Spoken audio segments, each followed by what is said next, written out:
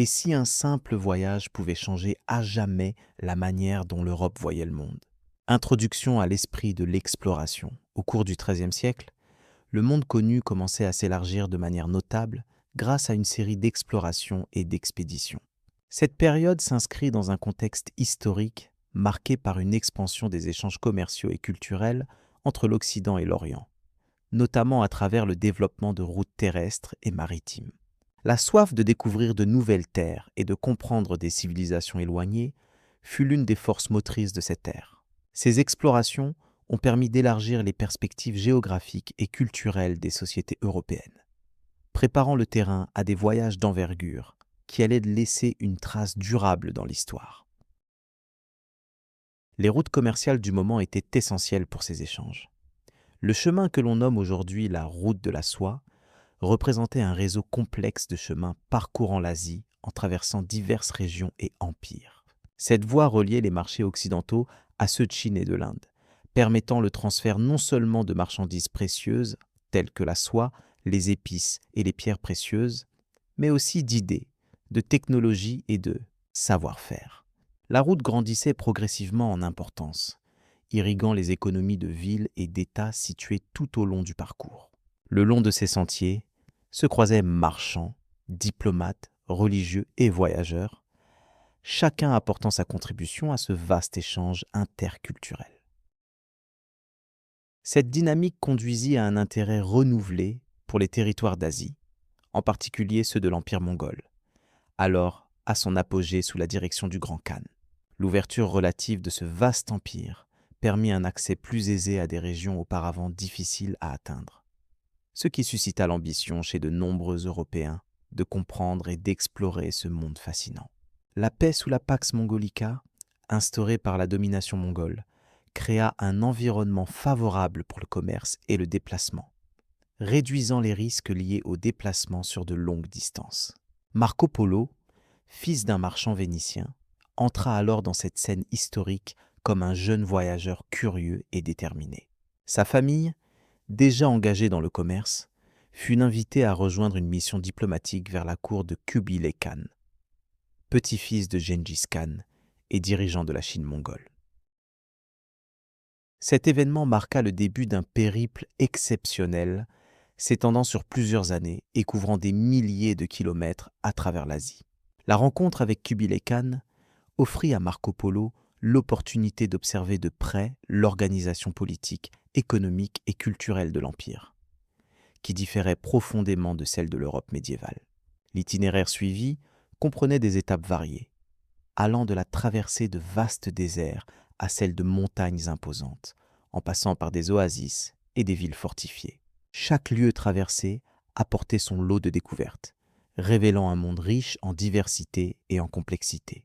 Le long du trajet, la vie quotidienne, les coutumes et les traditions locales se mêlaient, témoignant d'une mosaïque de civilisations implantées sur ce vaste territoire. La description de ces réalités, telle que rapportée dans le récit de voyage, offre aujourd'hui une source précieuse pour comprendre l'histoire et les interactions culturelles du Moyen Âge.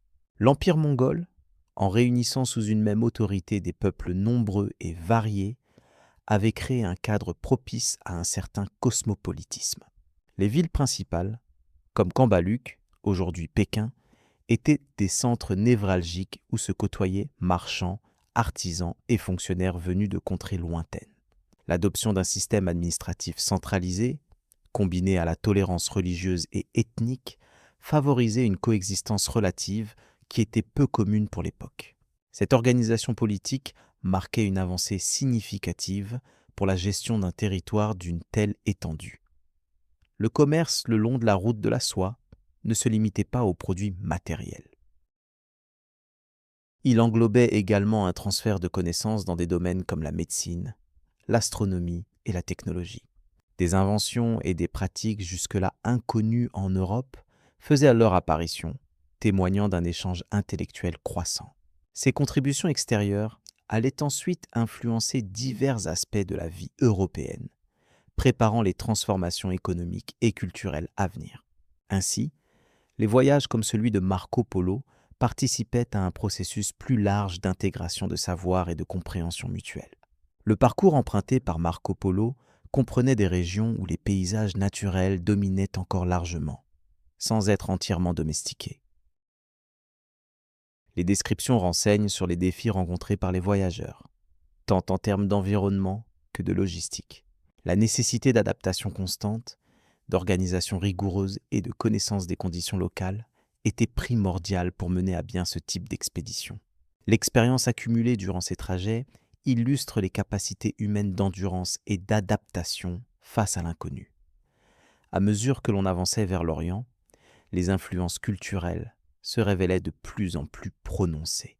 Les marchés regorgeaient de marchandises exotiques et les palais de la cour impériale offraient un spectacle d'art et de richesse rarement observé en Occident. Le style de vie, les coutumes alimentaires et vestimentaires différaient sensiblement de ceux d'Europe, offrant un aperçu sur des modes d'existence diversifiés. Ces contrastes enrichissaient la compréhension européenne des mondes étrangers, ouvrant de nouvelles perspectives sur la diversité humaine. L'évolution des connaissances géographiques durant cette époque fut également remarquable. Les cartes et récits de voyageurs contribuèrent à corriger et préciser l'image du monde connu, qui jusque-là reposait en grande partie sur des hypothèses et des récits partiels. Le voyage de Marco Polo apporta des informations détaillées sur les dynamiques sociales, économiques et politiques des régions traversées, renforçant le corpus de savoir disponible à cette époque. Ces contributions facilitèrent la planification d'autres expéditions et l'expansion progressive des connexions globales. La motivation profonde qui animait ces explorateurs mêlait souvent curiosité intellectuelle, intérêt commercial et ambition personnelle. La rencontre avec des civilisations aux structures et aux modes de vie différents offrait un défi intellectuel autant qu'une opportunité de développement économique. Cette quête prenait parfois la forme d'une mission diplomatique, parfois d'une entreprise familiale, mais toujours s'inscrivait dans une logique plus large d'interconnexion des peuples. Le récit qui s'ensuivit donna naissance à une légende durable, mêlant faits et récits enchanteurs. S'attarder sur la vie à la cour de Kubilai Khan permet de saisir l'importance politique et symbolique de ce personnage. Khan représentait une figure charismatique, dirigeant un empire d'une diversité remarquable. Sa capacité à maintenir un équilibre entre différents groupes ethniques et religieux marquait une aptitude politique particulière. L'accueil réservé à des visiteurs comme Marco Polo servait aussi à accentuer sa stature internationale, soulignant la portée mondiale de son règne. Le palais impérial se présentait alors comme un centre de pouvoir et de culture, reflet d'une époque où les échanges interculturels prenaient une ampleur inédite. Le récit de Marco Polo, même s'il contient des éléments de légende et d'interprétation personnelle, demeure une source historique précieuse. Il reflète une époque où la réalisation matérielle d'un tel voyage relevait d'un exploit considérable. Les détails fournis permettent de mieux comprendre non seulement les habitudes et structures des civilisations rencontrées, mais également la manière dont ces échanges influencèrent la construction de l'identité européenne. La rencontre avec l'Orient fut un moment clé, initiant un mouvement d'ouverture persistante. L'impact durable de ces expéditions se manifeste aussi dans le domaine économique. L'accroissement des échanges commerciaux permit de développer des réseaux financiers et commerciaux plus sophistiqués. Les villes-États européennes, comme Venise d'où Marco Polo partit, tirèrent profit de ces relations pour enrichir leurs économies et renforcer leur influence. Cette dynamique économique allait non seulement modifier les interactions à court terme, mais également préparer le terrain aux bouleversements liés aux grandes découvertes des siècles suivants. Enfin, il convient de souligner que ce contexte historique fut complexe et multidimensionnel. Il impliquait des interactions constantes entre les dimensions politiques, économiques, sociales et culturelles. Les voyages longs et périlleux comme celui de Marco Polo représentaient bien plus que de simples déplacements géographiques.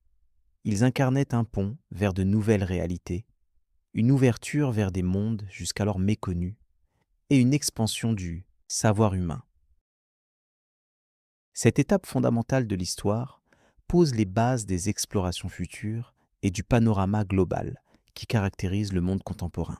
Ce panorama du XIIIe siècle marquée par l'émergence des grandes expéditions et l'ouverture des horizons vers l'Orient, sert ainsi de fondement pour comprendre le voyage de Marco Polo, ses motivations et les contextes dans lesquels il s'inscrit.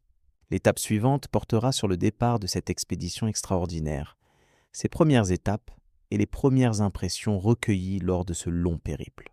Enfance et formation de Marco Polo. Marco Polo est né à Venise, une cité marchande vibrante sur la mer Adriatique, dont l'importance comme carrefour commercial en Méditerranée influença profondément son avenir.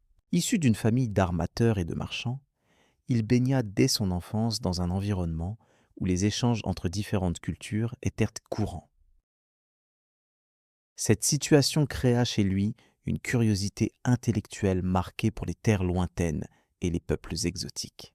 Les récits et les objets rapportés par son père Niccolo et son oncle Maffeo, eux-mêmes voyageurs aguerris, éveillèrent en lui un intérêt précoce pour le monde au-delà de l'Italie.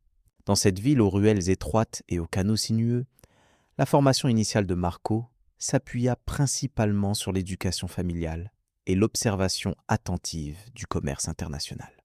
Sa famille possédait des contacts commerciaux jusqu'en Orient, ce qui favorisait l'apprentissage des langues et des coutumes étrangères.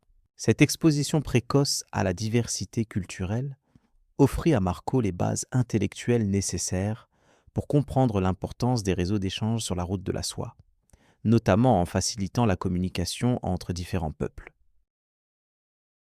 Ainsi, son éducation ne se limitait pas au savoir classique, mais s'étendait également à l'étude des pratiques commerciales et géographiques. Par ailleurs, l'atmosphère politique et économique de la fin du XIIIe siècle à Venise imprégna la jeunesse de Marco. La ville, en pleine expansion, cherchait à renforcer ses alliances commerciales, notamment avec des puissances orientales. Les Polos, en tant que membres actifs de ce tissu marchand, encouragèrent leurs fils à développer des compétences qui allaient au-delà du simple commerce. Sa formation comprenait donc aussi une connaissance des techniques de navigation, des premiers rudiments de géographie et une familiarisation avec les conditions de voyage sur de longues distances. Cette préparation matérielle et intellectuelle fut une étape essentielle avant son départ vers des contrées inconnues. La maison familiale fut également un lieu où les histoires des frères Marco résonnaient, relatant des périples déjà entrepris en Orient. Ces récits étaient empreints d'une volonté de découverte, mais aussi d'une vigilance quant aux dangers de ces trajets. Ils mettaient en lumière la complexité des relations entre l'Occident et l'Orient à cette époque.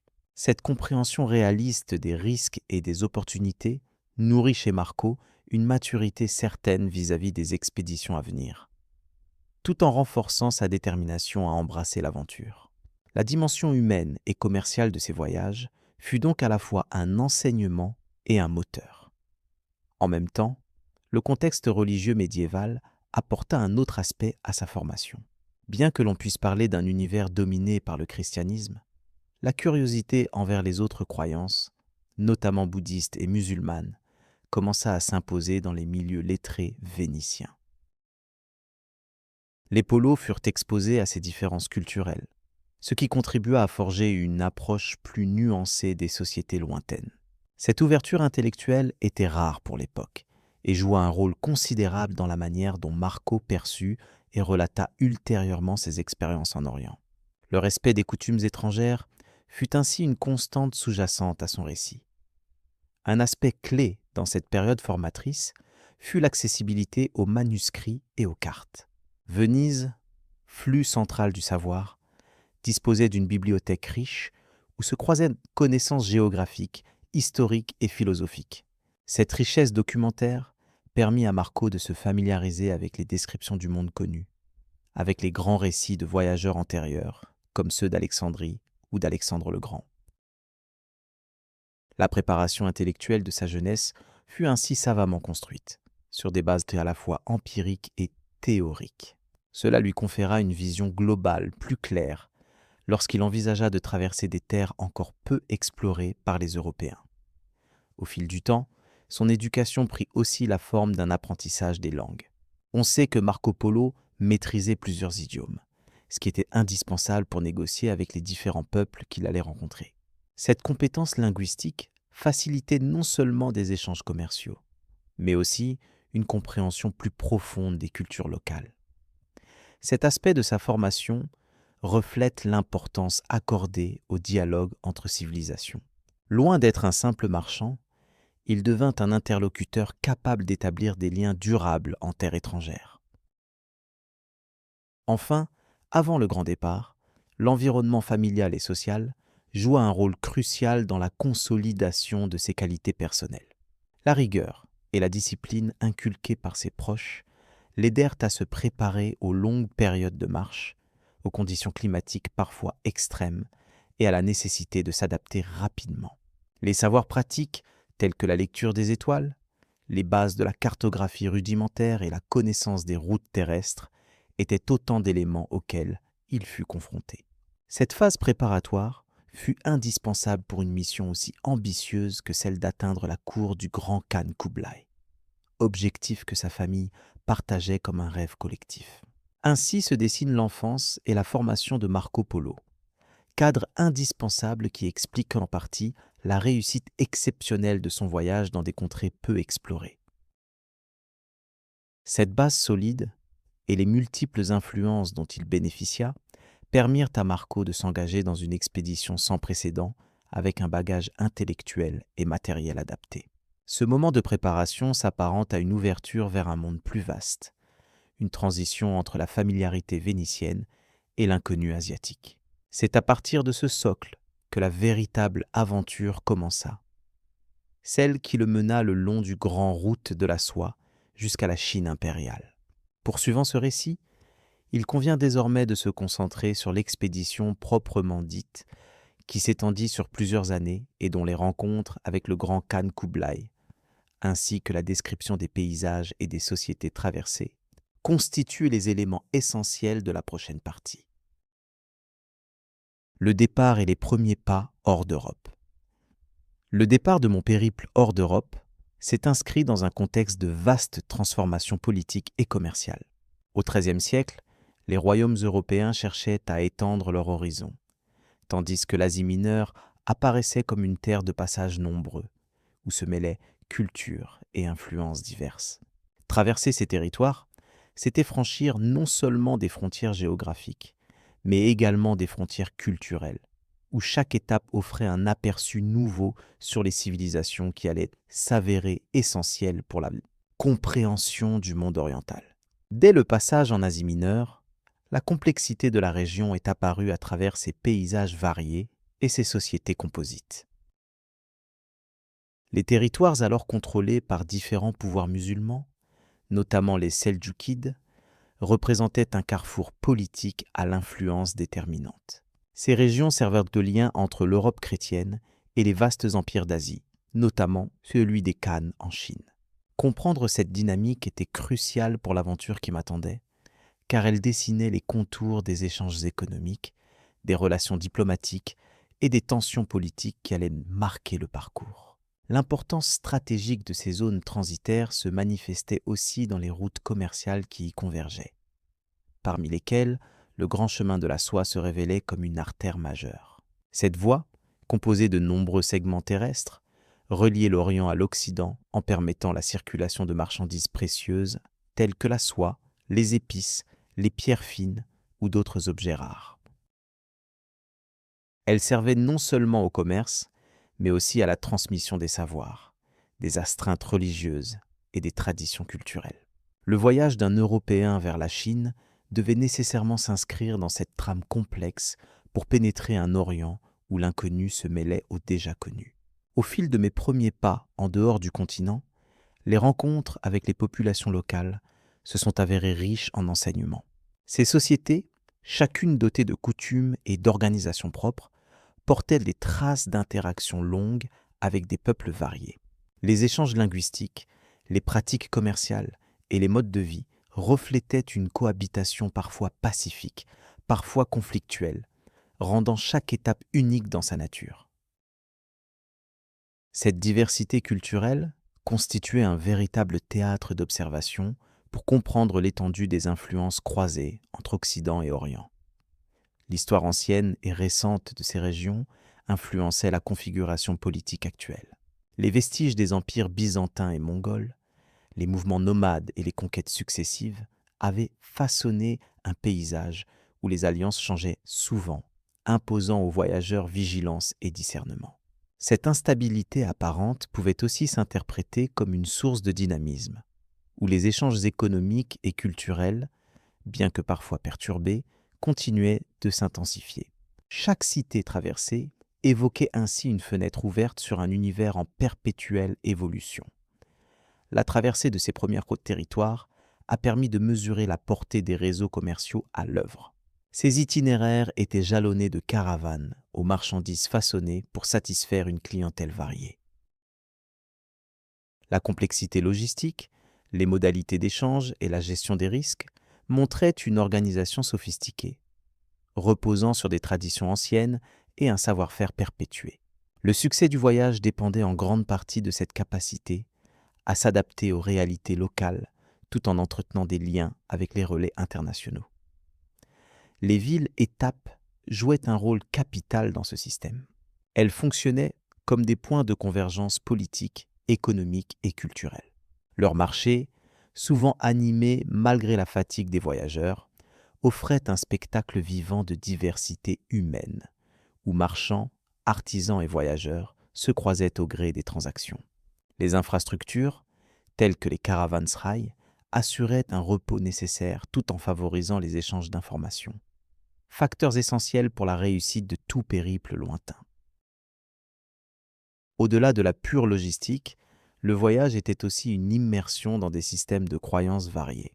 Les traditions religieuses, musulmanes notamment, rythmaient quotidiennement la vie des populations, influençant les comportements sociaux, les règles commerciales et même les structures politiques.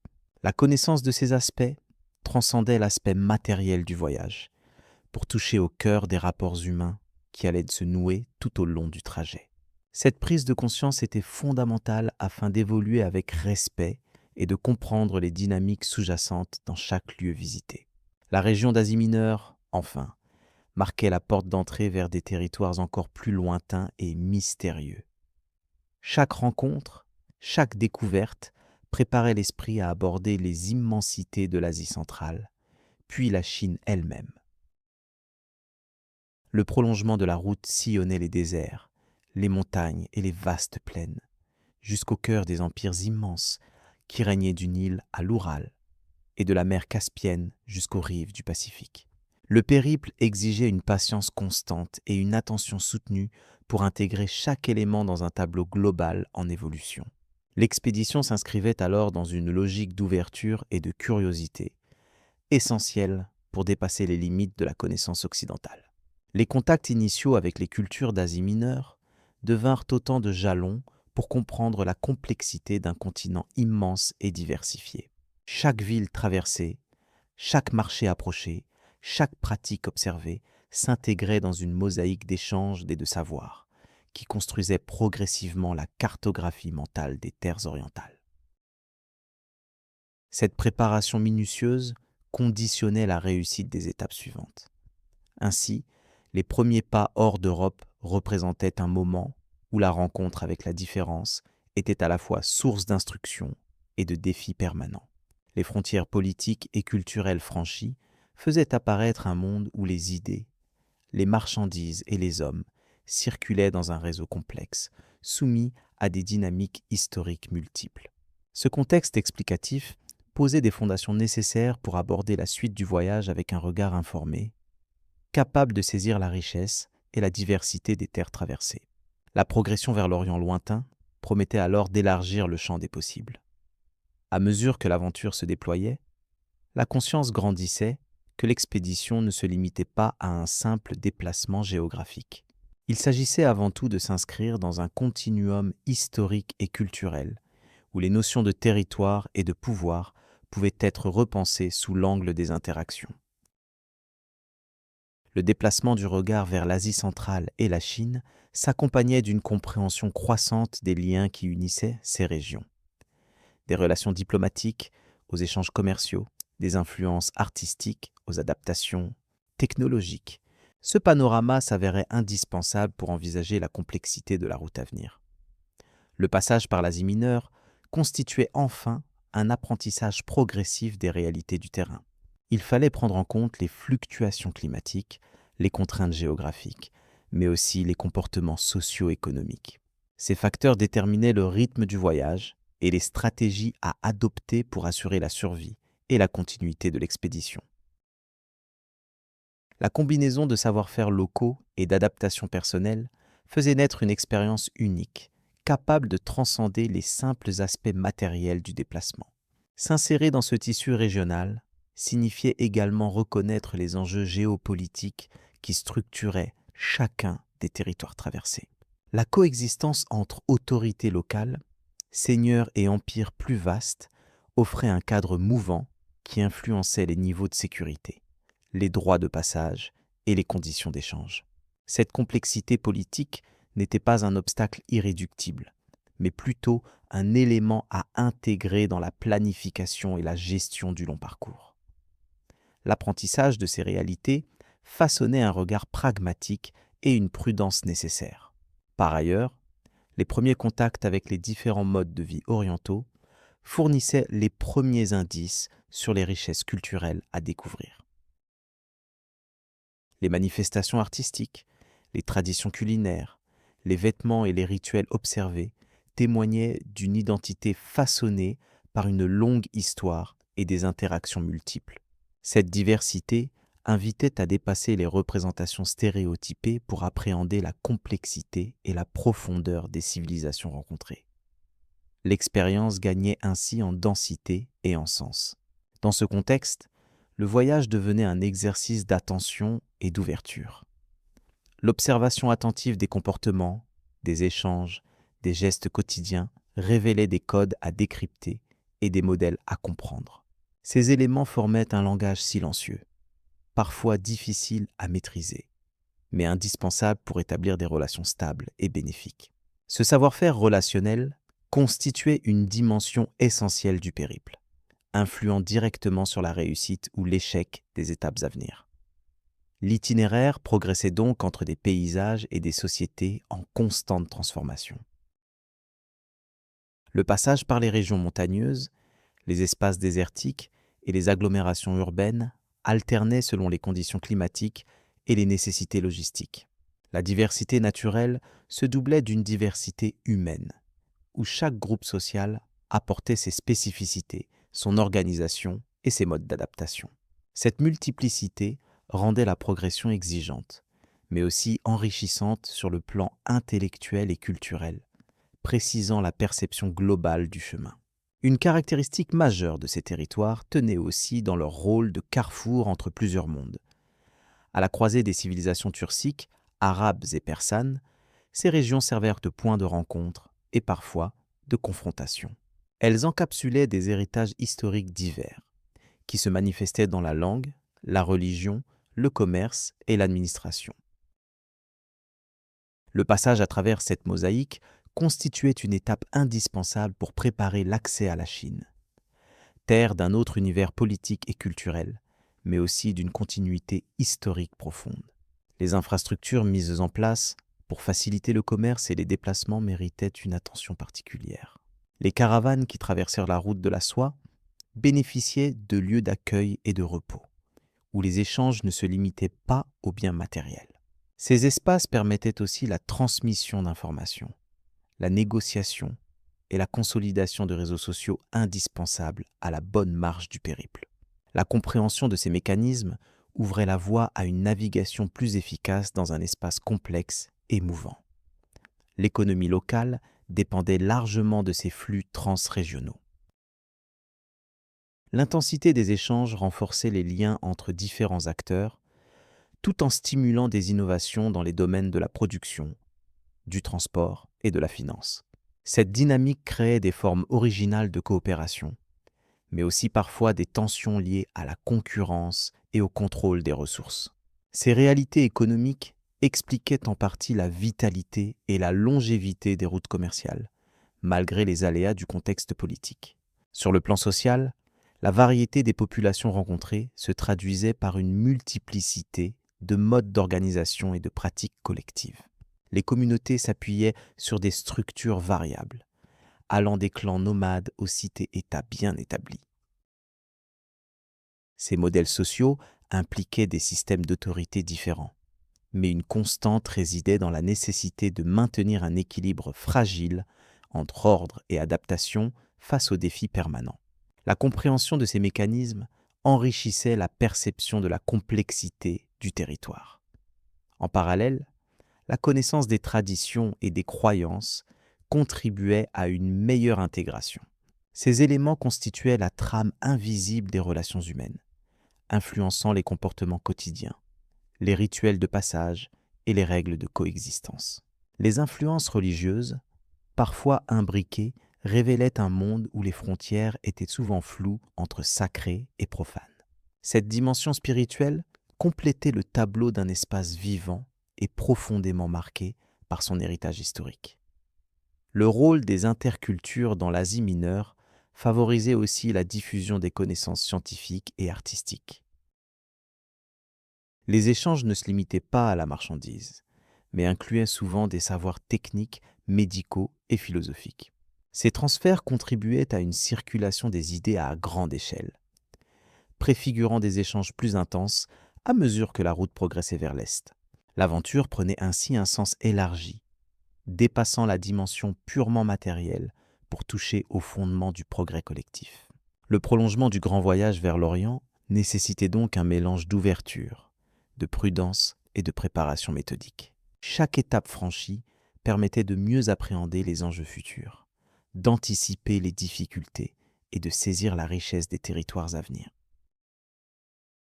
Cette progression minutieuse, fondée sur l'observation patiente et le dialogue avec les acteurs locaux, s'imposait comme une condition indispensable à la réussite d'un périple qui restait encore à ce moment un défi immense. Cette première partie du voyage vers la Chine achevait ainsi un cycle initial, celui de l'appropriation de territoires intermédiaires essentiels. Elle instituait une forme d'acculturation progressive et d'adaptation aux réalités du monde oriental, permettant de poser des bases solides pour la poursuite de l'expédition. La connaissance acquise apportait une compréhension plus fine des liens qui unissaient les différents espaces, formant le socle d'un dialogue interculturel et commercial destiné à s'amplifier lors des étapes suivantes. Chaque mouvement, chaque interaction participait à la mise en œuvre d'une entreprise d'une ampleur exceptionnelle, où se croisaient ambitions personnelles et enjeux géopolitiques. Loin d'être une simple aventure individuelle, ce périple s'inscrivait dans une histoire plus vaste, celle des relations entre deux mondes longtemps considérés comme distincts. Le passage par l'Asie mineure révélait ainsi un univers en transformation, où le familiarisme occidental se confrontait à la complexité orientale, préparant le voyage vers la splendeur des terres lointaines. Cette transition facilitait aussi la rencontre avec de nouvelles formes d'organisation administrative et militaire. La connaissance des systèmes locaux de gouvernance s'imposait pour négocier les voies de passage, obtenir des garanties et assurer la sécurité de la caravane. Ces aspects pratiques, souvent méconnus, constituaient une part non négligeable des conditions de succès du voyage. La rigueur administrative contribuait à transformer une série d'étapes en une progression maîtrisée dans un contexte géopolitique mouvant. L'actualisation constante des informations recueillies tout au long du voyage devenait ainsi une tâche nécessaire. Les relations entre les différents acteurs politiques pouvaient évoluer rapidement, affectant les accords de passage et la sûreté des itinéraires. La veille stratégique et la capacité d'adaptation présentaient dès lors un enjeu majeur. La progression vers la Chine revendiquait une flexibilité intelligente, permise par une connaissance fine du terrain et une expérience accumulée étape après étape. C'est donc sur cette base que la suite du voyage pouvait être envisagée. La découverte progressive des territoires d'Asie mineure et leur intégration dans une trajectoire plus vaste permettait de mieux saisir les mécanismes d'un réseau complexe, articulé autour du commerce, de la culture et du pouvoir. Cette étape constituait un socle indispensable, posant les jalons d'une aventure qui conduirait bientôt à la rencontre avec la grandeur des empires orientaux et la richesse de leur civilisation. Les horizons lointains devenaient ainsi un peu plus accessibles. Traverser de la route de la soie, traverser la célèbre route de la soie, dévoile un panorama fascinant, tant par son étendue géographique que par sa richesse économique et culturelle. Ce réseau d'itinéraires, reliant l'Occident à la Chine, s'étendait sur plusieurs milliers de kilomètres à travers déserts, montagnes et oasis, formant un véritable corridor d'échange. Depuis l'Antiquité, cette voie a favorisé la circulation non seulement des marchandises, mais aussi des idées et des pratiques, tissant ainsi un lien profond entre civilisations éloignées. Les caravansérails, point d'arrêt essentiel, assuraient le repos des voyageurs et la sécurité des biens transportés. Ces relais, souvent situés près de sources d'eau ou dans des cités prospères, permettaient aux marchands de se regrouper, d'échanger des informations et de renouveler leurs provisions. Le commerce y était si vivant que ces haltes constituaient en elles-mêmes des centres culturels où se mêlaient langue, coutumes et technologie. Au cœur des échanges, les marchandises emblématiques portaient l'empreinte des territoires traversés. Le précieux soie chinoise parcourait des milliers de lieues pour atteindre l'Empire romain, tandis que l'or, les épices, le verre et les pierres précieuses circulaient dans le sens inverse. La diversité des produits témoigne d'une économie interconnectée où chaque région apportait ses spécialités, favorisant un enrichissement mutuel par le commerce. Ce passage incontournable par les déserts de Gobi et de Taklamakan représentait un défi majeur. Les conditions climatiques extrêmes, associées à des terrains accidentés, rendaient cette traversée périlleuse. Pourtant, la présence d'oasis telles que Dunhuang ou Turfan offrait un refuge vital pour les caravaniers. Ces havres de fraîcheur et de vie permettaient à la fois la survie physique des voyageurs et le développement de vergers et de cultures adaptées. Parmi les figures emblématiques ayant emprunté cette route, Marco Polo incarne l'aventurier et l'observateur lucide. Son périple de Venise jusqu'à la cour de Kubilai Khan révèle un monde jusque-là méconnu des Occidentaux. Lors de ses rencontres avec l'empereur mongol, il relate la grandeur et l'organisation d'un empire qui s'étendait sur d'immenses territoires, unifiant diverses cultures sous une autorité centrale. Le grand Khan encourageait les échanges commerciaux et intellectuels, consciente de la valeur stratégique de la route de la soie. Sous son règne, la sécurité sur les chemins s'améliora, facilitant ainsi l'arrivée de marchands, d'ambassadeurs et de religieux venus d'horizons multiples. Cette période marque une apogée pour la route, où prospérité et ouverture cohabitaient face à la complexité des territoires traversés. L'influence culturelle qui s'est propagée par cette voie dépasse largement la transmission de biens matériels.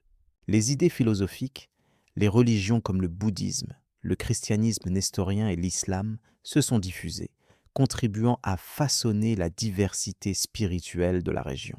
Des échanges artistiques ont également eu lieu, témoignant d'un métissage visible dans l'architecture, les arts décoratifs et la littérature. La cartographie ancienne révèle la complexité des itinéraires composant la route de la soie. Plusieurs branches principales zigzaguaient entre chaînes montagneuses et vastes plateaux. Leur fréquentation variait selon les périodes en fonction des conflits ou des conditions climatiques, obligeant parfois à modifier les voies empruntées par les caravanes. Cette adaptabilité a assuré la survie du réseau à travers les siècles. Les infrastructures développées le long du parcours, telles que les fortifications et les points de contrôle, étaient essentielles pour garantir la sécurité et la régulation des échanges. Ces aménagements témoignent d'une organisation politique conséquente, où les autorités locales interviennent pour maintenir un équilibre entre commerce, sûreté et fiscalité. Ce système complexe reflète la coordination nécessaire à un commerce aussi international. Les aspects économiques de la route dépassent la simple circulation des produits. Le développement des marchés a favorisé l'apparition de monnaies variées et de systèmes de crédit avancés, facilitant les transactions à distance. Les marchands n'étaient pas uniquement des commerçants, mais souvent des diplomates ou des agents culturels, jouant un rôle clé dans la diffusion des technologies et de nouveaux savoir-faire. Le fil conducteur de ce réseau peut être perçu comme un vecteur d'intégration entre mondes différents. Les échanges de plantes, d'animaux domestiques et de techniques agricoles ont contribué à modifier les environnements locaux. Par exemple, l'introduction du mûrier et de la sériciculture en Asie centrale est une conséquence directe des pratiques importées via la route de la soie. L'interconnexion entre les cités-États présentes sur ces axes a généré un environnement propice à l'innovation. Les centres urbains comme Samarcande, Bukhara ou Kashgar se sont transformés en carrefours dynamiques où se mêlaient langue, religion et savoir.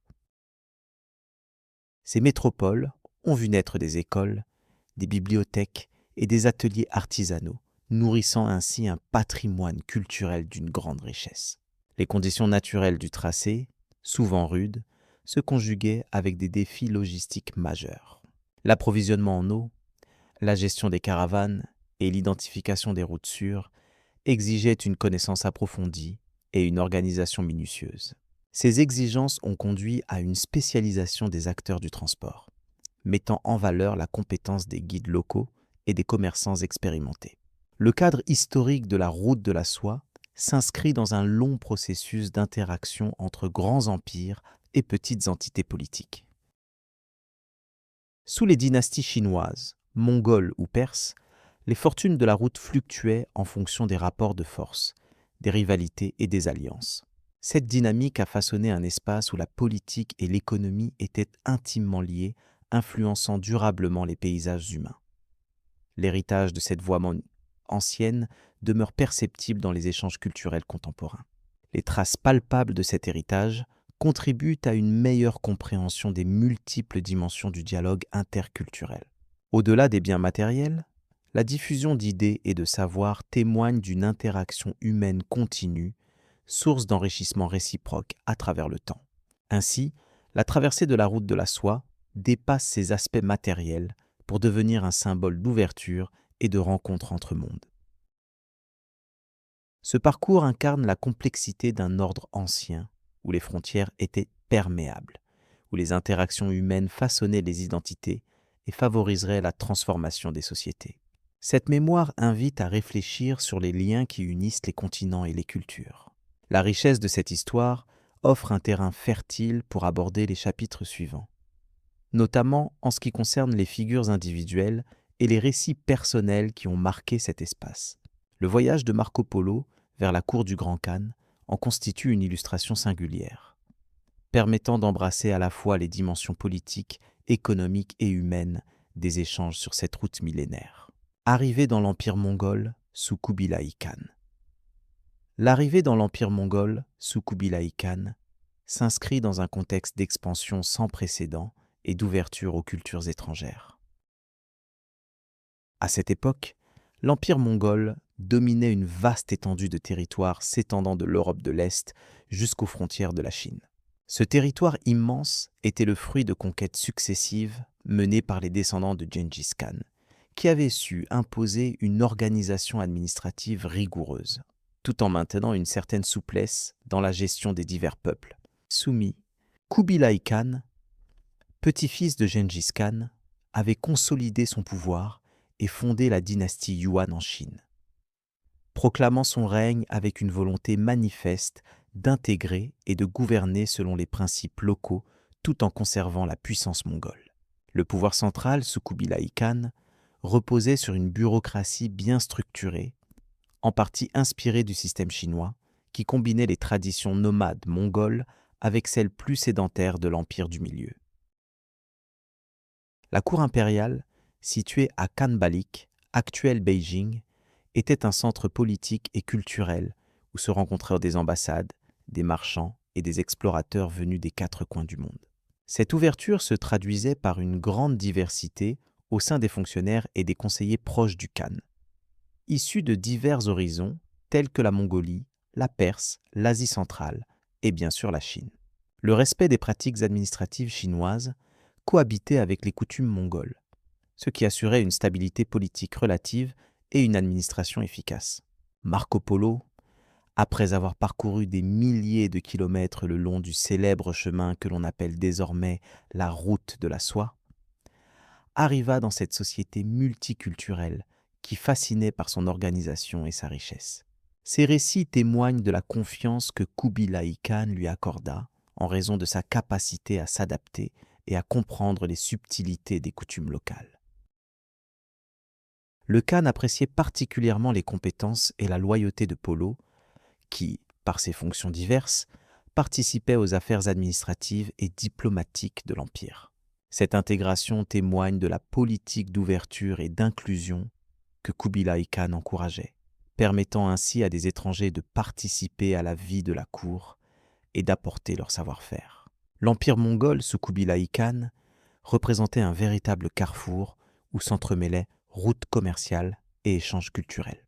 Le réseau de caravanes qui parcourait le continent permit la circulation des marchandises précieuses telles que la soie, les épices, les pierres précieuses, mais aussi des idées, des technologies et des croyances.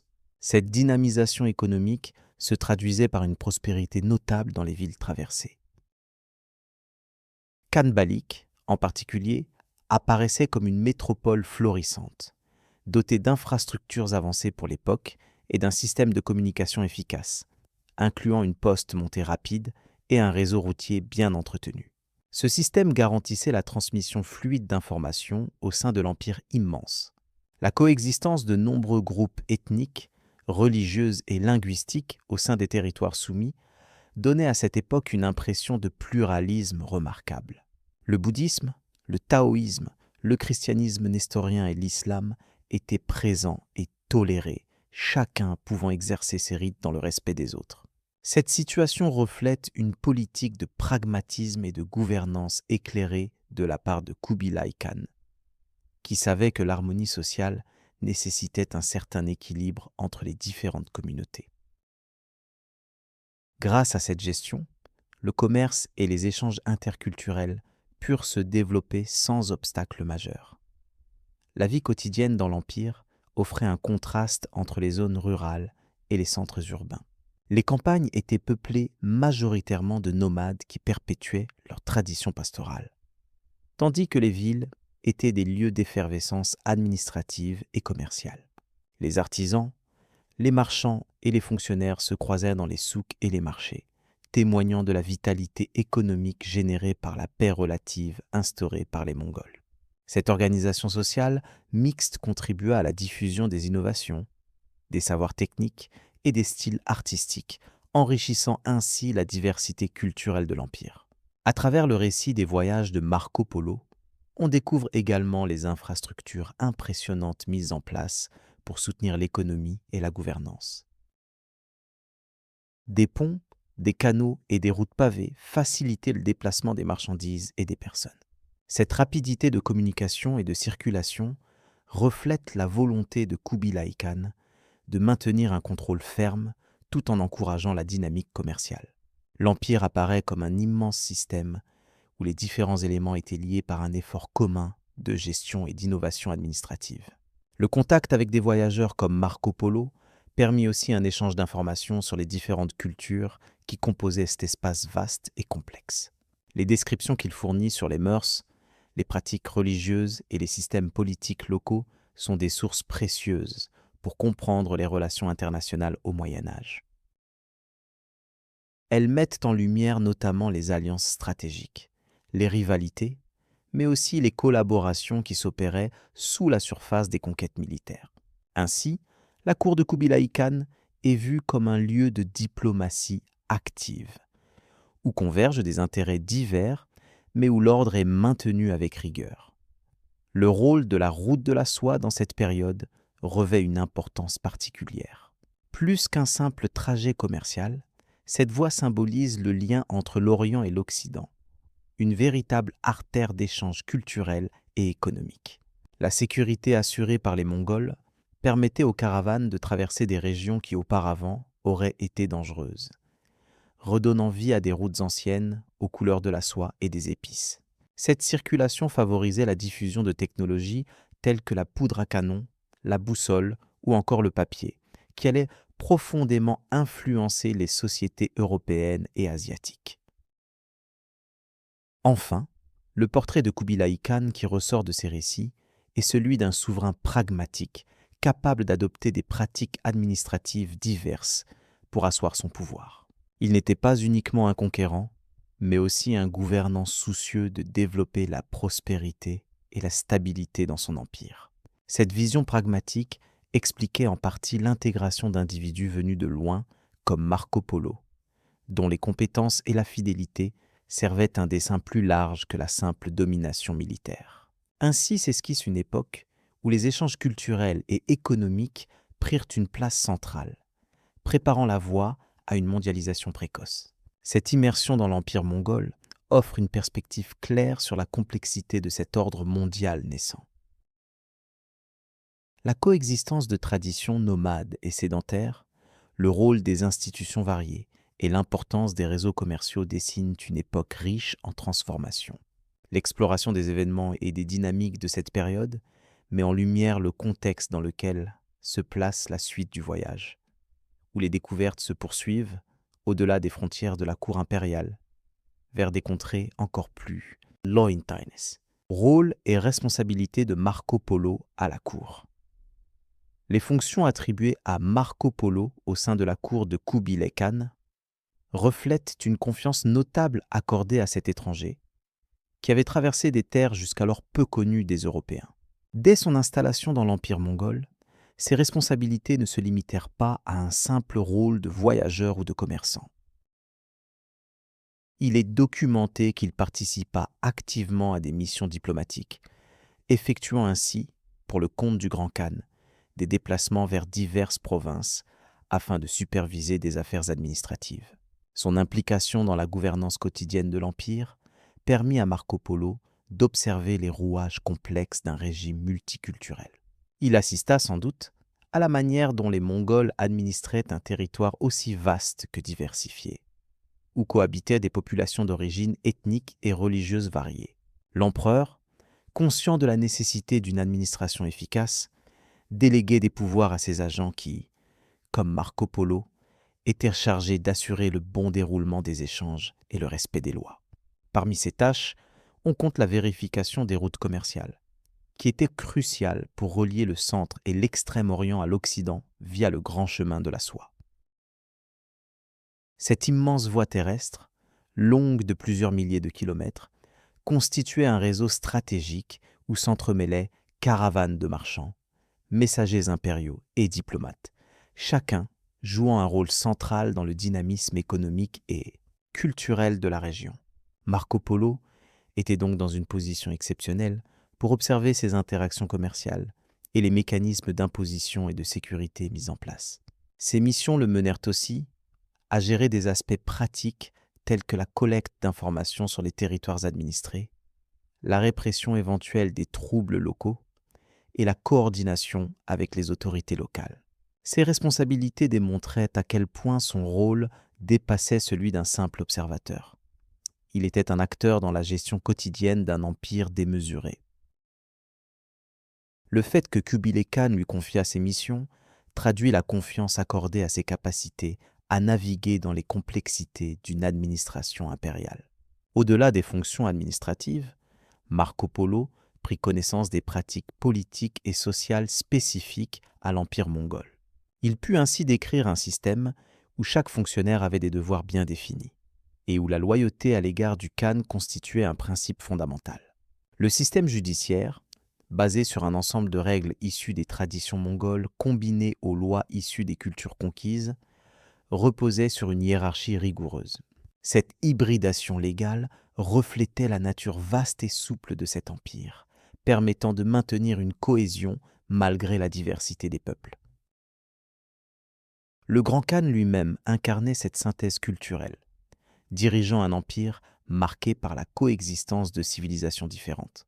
Sa cour se composait d'individus issus de multiples horizons, mêlant conseillers, fonctionnaires et membres de la famille royale mongole avec des marchands et diplomates étrangers.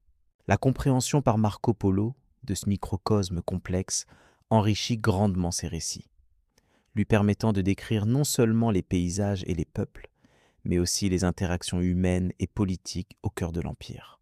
En participant à des missions diplomatiques, Marco Polo fut également témoin des échanges culturels intenses qui caractérisaient le règne de Kubilai Khan. Il contribua à la communication entre différents acteurs, facilitant ainsi la circulation d'idées et de biens. Le rôle de la diplomatie dans un empire aussi vaste ne se limitait pas à la simple négociation. Elle favorisait un climat de tolérance relative et de coexistence, fondé sur la reconnaissance des diverses croyances et traditions. L'observation des institutions administratives mongoles révèle en outre une organisation territoriale sophistiquée. Marco Polo note que les terres étaient divisées en provinces confiées à des gouverneurs locaux, lesquels étaient supervisés par des fonctionnaires nommés par la cour impériale. Ce système centralisé à distance assurait un équilibre délicat entre autonomie régionale et autorité impériale. La gestion des ressources, notamment des routes commerciales, était un enjeu majeur, garantissant la prospérité et la stabilité du régime. Par ailleurs, le rôle de Marco Polo dans l'administration n'était pas uniquement tourné vers les aspects politiques. Il s'impliqua aussi dans la gestion des infrastructures, comme la maintenance des relais postaux qui ponctuaient le grand chemin de la soie. Ces relais permettaient une communication rapide au sein de l'Empire, essentielle pour le contrôle et la coordination entre le centre et les périphéries lointaines. Cette organisation avancée de la logistique témoignait du niveau élevé de planification de l'administration mongole. En suivant les déplacements de Marco Polo au sein de l'Empire, on comprend mieux comment un Européen pouvait s'adapter et jouer un rôle efficace dans un contexte culturel radicalement différent. Son apprentissage des coutumes, des langues et des protocoles permit une intégration relative, condition indispensable à l'exercice de ses fonctions. Ainsi, son parcours illustre l'ouverture et l'échange possible, même dans un cadre politico-administratif très hiérarchisé. L'analyse de ces rapports et observations met également en lumière les spécificités économiques du régime. Le contrôle des échanges maritimes et terrestres, la gestion des tribus et taxes, ainsi que la promotion des foires et marchés locaux, faisaient partie des priorités impériales. Marco Polo put constater que ces mécanismes économiques étaient indispensables à la cohésion de l'Empire, en favorisant une redistribution des richesses et une stimulation des activités commerciales à grande échelle. Le respect des différentes traditions culturelles et religieuses fut un autre aspect majeur de la gouvernance. Le talent du pouvoir mongol résidait dans sa capacité à incorporer sans effacer les particularités locales, tout en imposant une autorité commune. Marco Polo évoque des temples, des cérémonies et des pratiques variées, toutes coexistant sous la bienveillance d'un seul pouvoir central. Cette approche pragmatique contribuait à la paix sociale et à la durabilité de l'Empire. Enfin, les observations de Marco Polo au sein de la cour de Kubilai Khan illustrent combien il était important pour le souverain de s'entourer d'un personnel capable de relier les cultures orientales et occidentales. En confiant des responsabilités à un voyageur européen, Kubilai Khan montrait sa volonté d'intégrer les compétences diverses au service de son empire universel. Ce rôle, bien qu'exigeant, permit à Marco Polo d'accumuler une expérience considérable et de décrire ensuite, avec précision et rigueur, les réalités d'un monde jusqu'alors méconnu. Ainsi s'ouvre le récit de ses aventures, à partir du moment où il devient non seulement un voyageur, mais aussi un acteur des institutions mongoles. Cette immersion dans l'administration et la diplomatie du plus vaste empire de son temps marque une étape décisive dans sa compréhension des terres qu'il parcourut, préparant le terrain pour le récit plus vaste de ses découvertes. La suite du voyage révèle alors un approfondissement de ses observations et la découverte progressive des multiples facettes d'un monde en pleine expansion. Vie quotidienne et coutumes en Orient.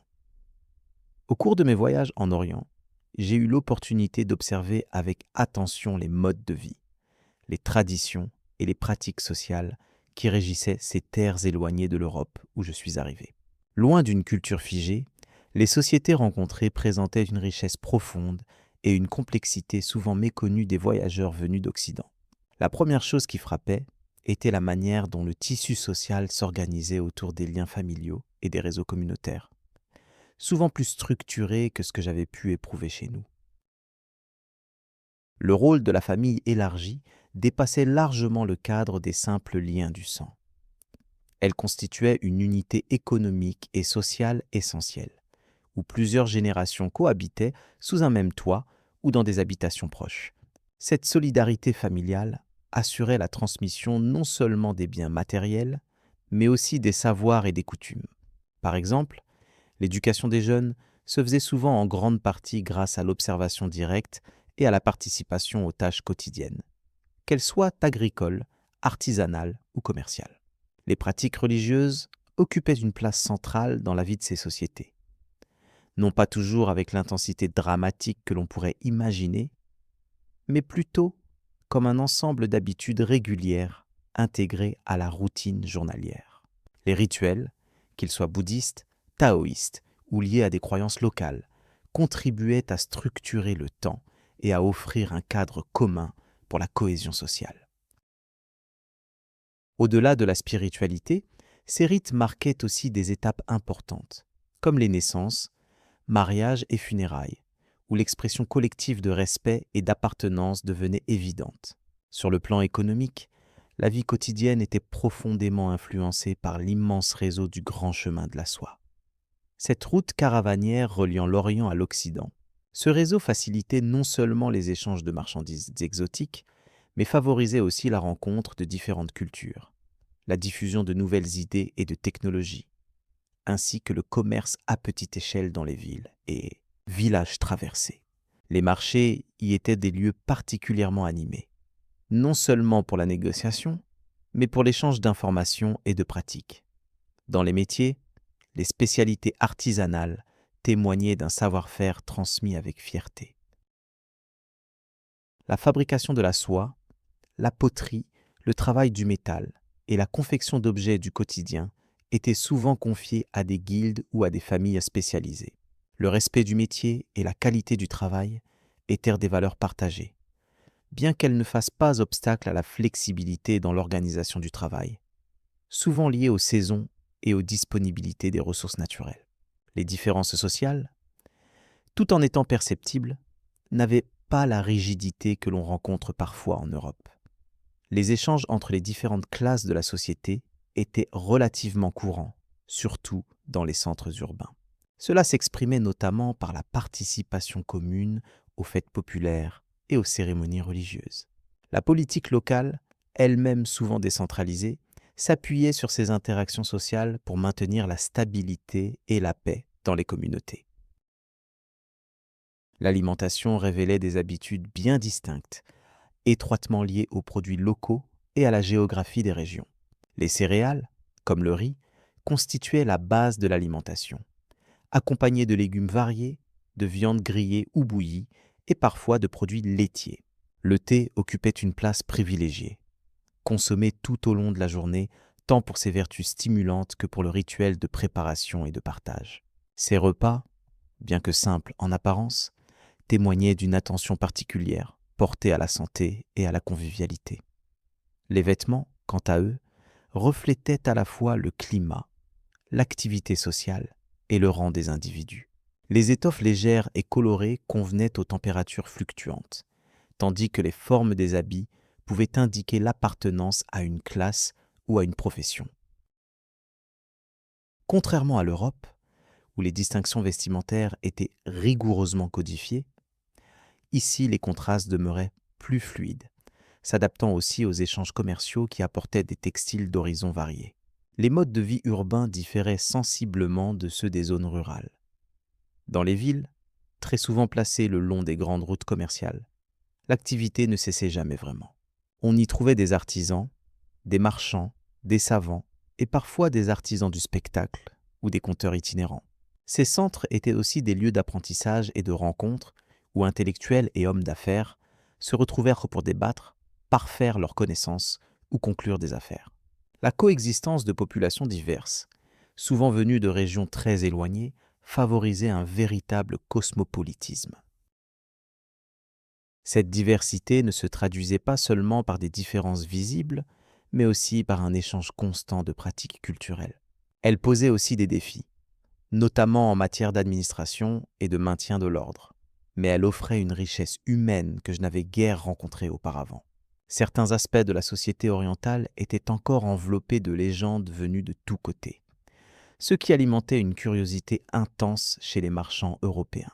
Toutefois, il était important d'approcher ces récits avec précaution car souvent, ils mélangeaient faits et mythes. J'ai moi-même observé comment certaines croyances locales, qu'il s'agisse de créatures fantastiques ou de pratiques magiques, s'intégraient dans la vie quotidienne sans jamais envahir l'espace du rationnel.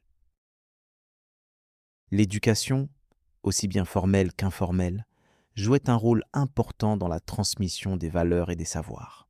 Les écoles, souvent associées au temple, accueillaient les jeunes garçons issus des familles souhaitant leur assurer un avenir dans l'administration ou les professions libérales. L'apprentissage reposait sur la mémorisation, la discipline et la maîtrise des textes antiques liés à la philosophie, l'histoire et la poésie. Ce système favorisait l'émergence d'une classe érudite respectée dans la société.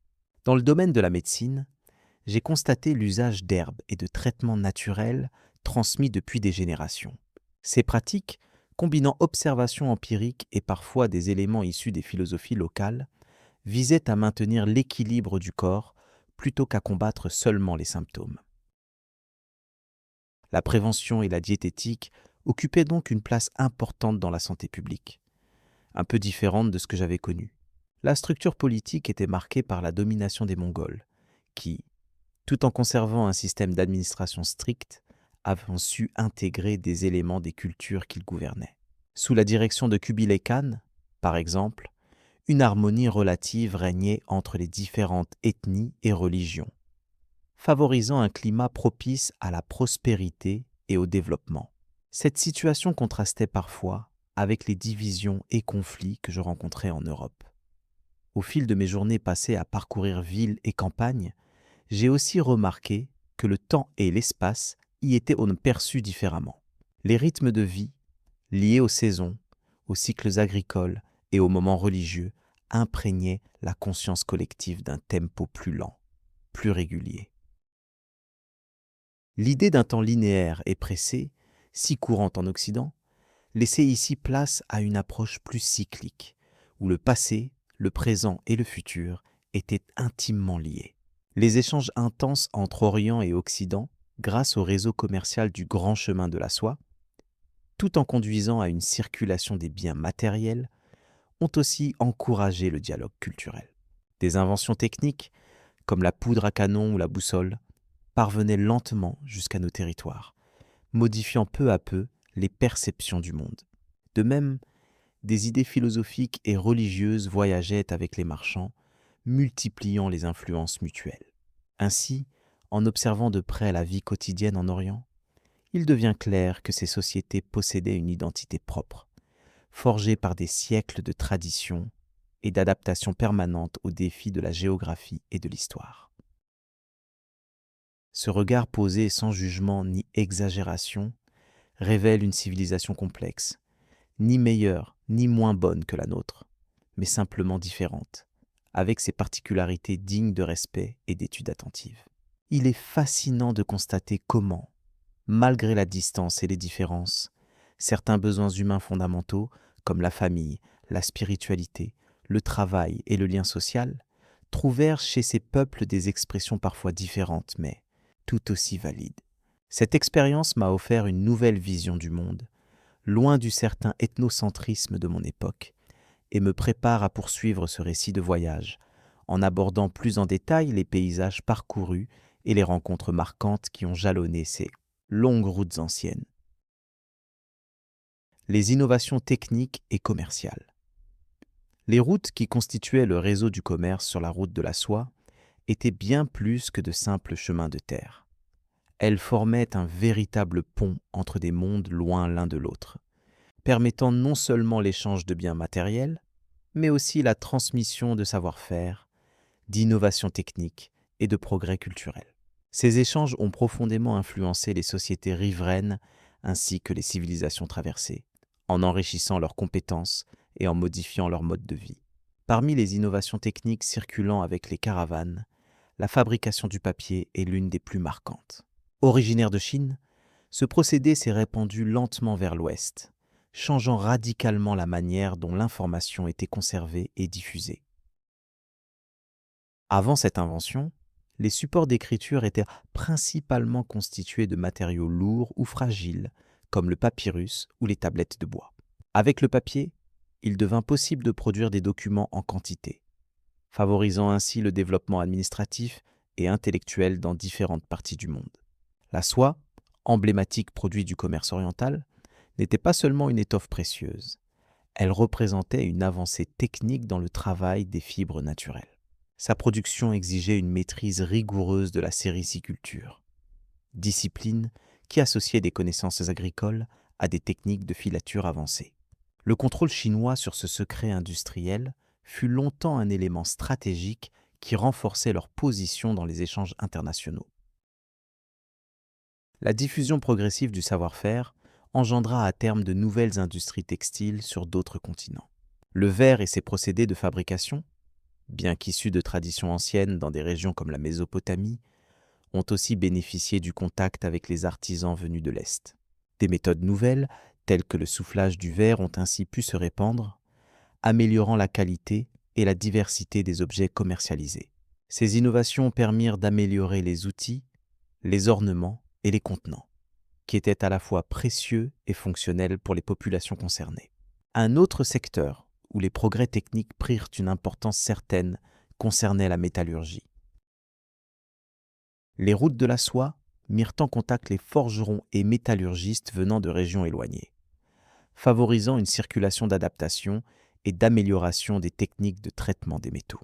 Par exemple, le travail du fer à haute teneur en carbone pour fabriquer des aciers plus résistants et utiles à la fabrication d'armes ou d'outils permit d'influencer les approches militaires et agricoles dans plusieurs régions. Les échanges commerciaux ne se limitaient pas aux biens matériels. Les connaissances astronomiques et mathématiques circulaient également.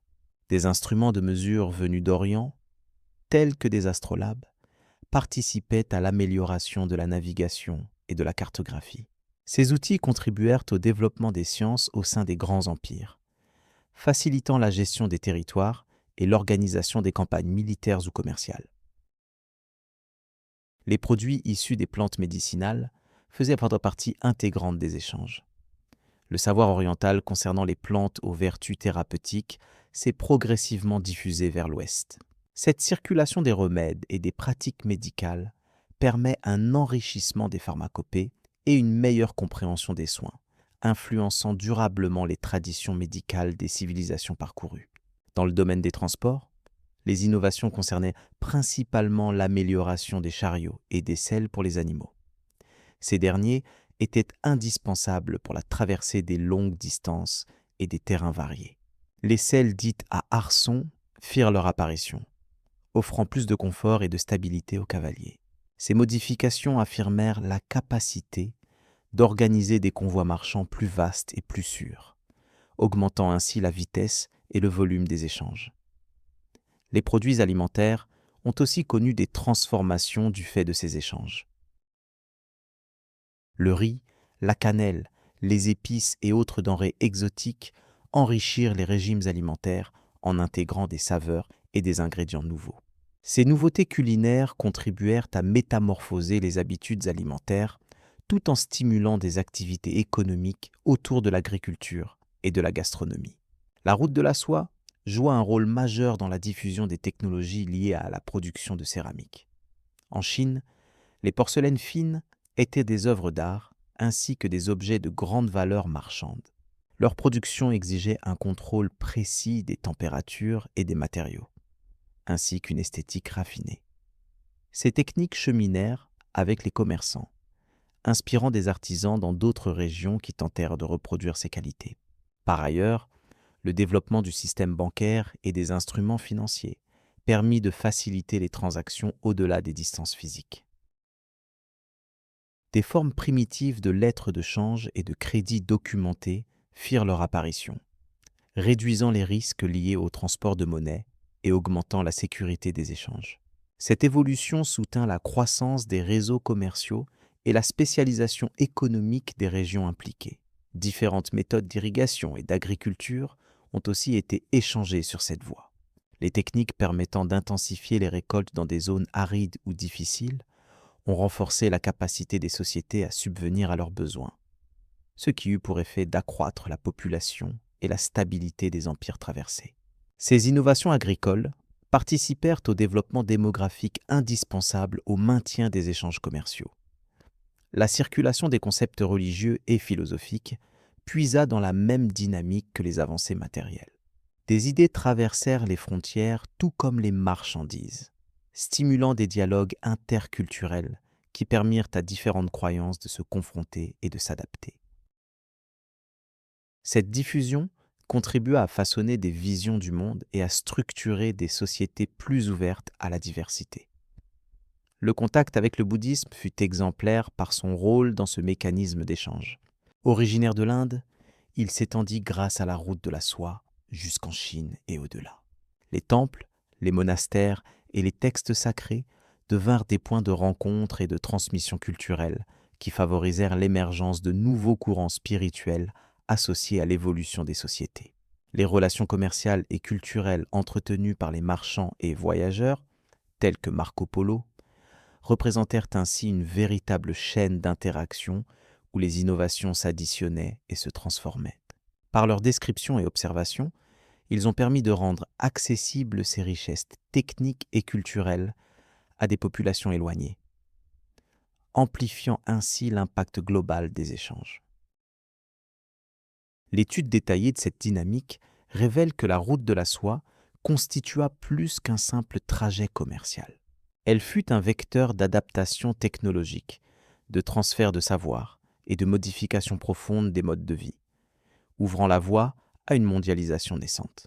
À travers ce réseau, les civilisations ont appris à reconnaître leur interdépendance, favorisant un enrichissement mutuel durable.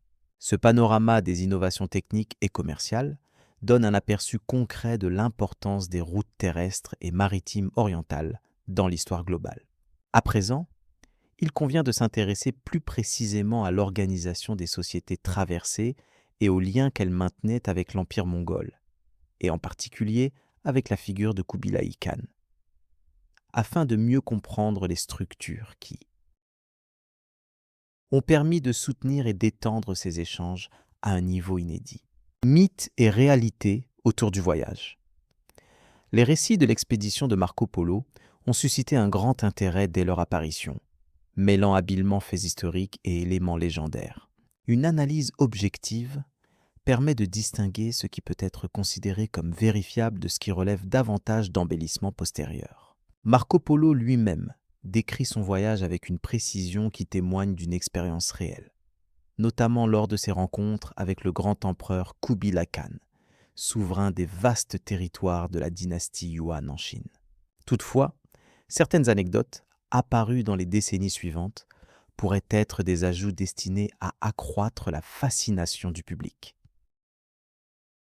L'itinéraire parcouru par Marco Polo, à travers le sinueux réseau du Grand Chemin de la Soie, correspond largement aux connaissances géographiques de l'époque. Son récit détaille les étapes clés du trajet, les modes de vie des populations rencontrées et les produits échangés entre l'Orient et l'Occident. Ce chemin millénaire, utilisé depuis plusieurs siècles, reliait l'Europe à l'Asie, favorisant le commerce, mais aussi les échanges culturels et technologiques. C'est au contact de ce réseau que Marco Polo acquit une compréhension approfondie des réalités économiques et sociales de ces régions. L'importance de la cour de Kubilai Khan dans le récit ne saurait être sous-estimée.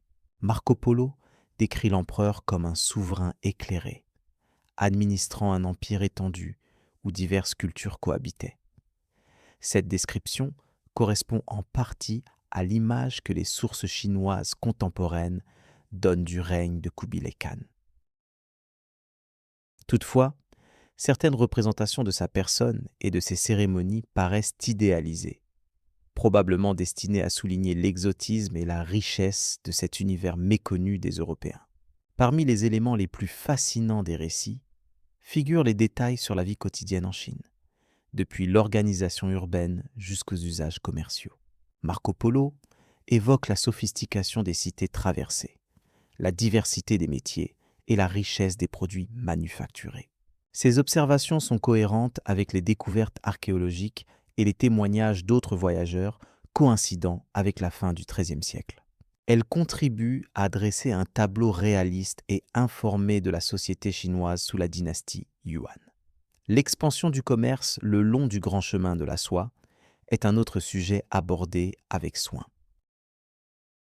Ce réseau complexe reliait des régions souvent éloignées, traversant déserts, montagnes et oasis, ce qui explique le rôle central des caravanes dans le transport des marchandises. Les produits échangés étaient variés, soieries, épices, pierres précieuses, mais aussi technologies nouvelles. Cette interaction commerciale a influencé de manière conséquente le développement économique tant en Orient qu'en Occident, contribuant à une globalisation précoce des échanges. Les récits de Marco Polo comportent toutefois des assertions dont la véracité reste incertaine. Par exemple, certaines descriptions des coutumes orientales paraissent exagérées ou déformées, reflétant la vision européenne de l'époque. De plus, des éléments extraordinaires comme la présence de créatures fabuleuses ou de rites mystérieux s'insèrent parfois dans le récit, s'apparentant davantage à des mythes qu'à des faits réels. Ces intrusions soulignent la manière dont l'imaginaire collectif européen interprétait l'inconnu. Un autre aspect notable concerne la manière dont les récits ont été diffusés et modifiés. Le texte originel a été retranscrit et adapté plusieurs fois, ce qui a favorisé les interpolations et les amplifications. Les différents copistes ou éditeurs ont pu, consciemment ou non, enrichir l'histoire par des détails spectaculaires pour satisfaire l'intérêt croissant des lecteurs. Ce phénomène explique en partie les divergences observées entre différentes versions du même récit, mais aussi la persistance de certaines légendes. L'importance du témoignage de Marco Polo réside aussi dans sa contribution à la connaissance géographique. Ces descriptions ont guidé les voyageurs ultérieurs et alimenté l'imaginaire européen à propos de l'Asie. Malgré les débats sur l'authenticité de certains passages, son œuvre demeure une source précieuse qui offre une fenêtre sur un monde encore largement méconnu au Moyen Âge. L'influence de cette œuvre dépasse donc le simple cadre historique pour toucher à la construction culturelle. Les analyses modernes tentent à reconnaître une base factuelle solide à la plupart des observations de Marco Polo, tout en s'efforçant de contextualiser les éléments moins vérifiables. L'étude comparative avec d'autres récits, ainsi que l'examen des sources chinoises et perses contemporaines, permet de reconstituer un tableau plus nuancé. Cette approche critique contribue à mieux comprendre le rôle de l'écrit dans la transmission des savoirs et des représentations entre les cultures. Le voyage de Marco Polo, bien qu'extraordinaire, s'inscrit dans une dynamique plus large des échanges eurasiens. Il témoigne des interactions entre civilisations diverses et des circulations d'idées, de technologies et de marchandises. Le mythe qui entoure ce périple ne doit pas faire oublier la réalité tangible de ces mouvements, qui ont profondément marqué l'histoire globale. Ainsi, ce récit trouve sa légitimité dans l'équilibre entre fidélité aux faits et la fascination propre aux grandes aventures humaines. Ce mélange d'éléments historiques et légendaires a contribué à forger l'image que l'Europe avait de l'Asie pendant plusieurs siècles. Il a alimenté la curiosité des explorateurs et justifié des entreprises de découverte qui allaient profondément modifier le monde. Comprendre les mécanismes de cette construction narrative éclaire aussi les processus de perception des cultures étrangères à travers le prisme des connaissances et des attentes du temps. La perpétuation du mythe Marco Polo témoigne également de l'impact durable de son récit sur la culture populaire et savante. Sa figure est devenue un symbole des échanges interculturels, incarnant à la fois la quête de savoir et les limites des interprétations historiques. Reconnaître cette dualité permet d'apprécier pleinement la richesse de ce témoignage, tout en gardant un regard critique sur les moyens par lesquels l'histoire est racontée et transmise. En définitive, la confrontation des récits aux sources multiples incite à adopter une approche mesurée. La richesse de ce témoignage résulte autant des faits consignés que des légendes qui les entourent. Il illustre la complexité de l'interprétation historique et l'importance d'une lecture attentive des textes afin de distinguer ce qui appartient au passé réel de ce qui appartient au domaine de l'imaginaire. Cette réflexion ouvre la voie à une compréhension plus profonde des échanges entre l'Orient et l'Occident. Cela conduit naturellement à reconsidérer l'impact culturel des voyages et la manière dont ils ont été perçus, racontés et réinterprétés au fil du temps. La mémoire collective se construit ainsi sur des bases multiples, parfois fragiles, parfois solides. Analyser cette construction permet d'appréhender les fondements de notre vision du monde et les mécanismes à l'œuvre dans la circulation des idées et des représentations. Alors que le récit de Marco Polo sert souvent d'illustration à la découverte de territoires inconnus, il s'inscrit dans une vaste tradition de transmission orale et écrite. Chaque nouvelle lecture ou adaptation apporte son lot de modifications, témoignant de la vitalité de cette histoire. Le rôle des historiens consiste à dénouer cet enchevêtrement pour offrir un reflet fidèle en gardant à l'esprit les limites inhérentes à toute source ancienne. La poursuite de cette analyse conduit à explorer les influences croisées entre les civilisations, révélant comment les échanges commerciaux sur le grand chemin de la soie ont été déterminants. Par ce prisme, le récit devient aussi un témoignage sur la mondialisation naissante, bien avant l'ère moderne. Cette perspective enrichit l'étude en soulignant l'interdépendance des peuples dans des contextes historiques spécifiques.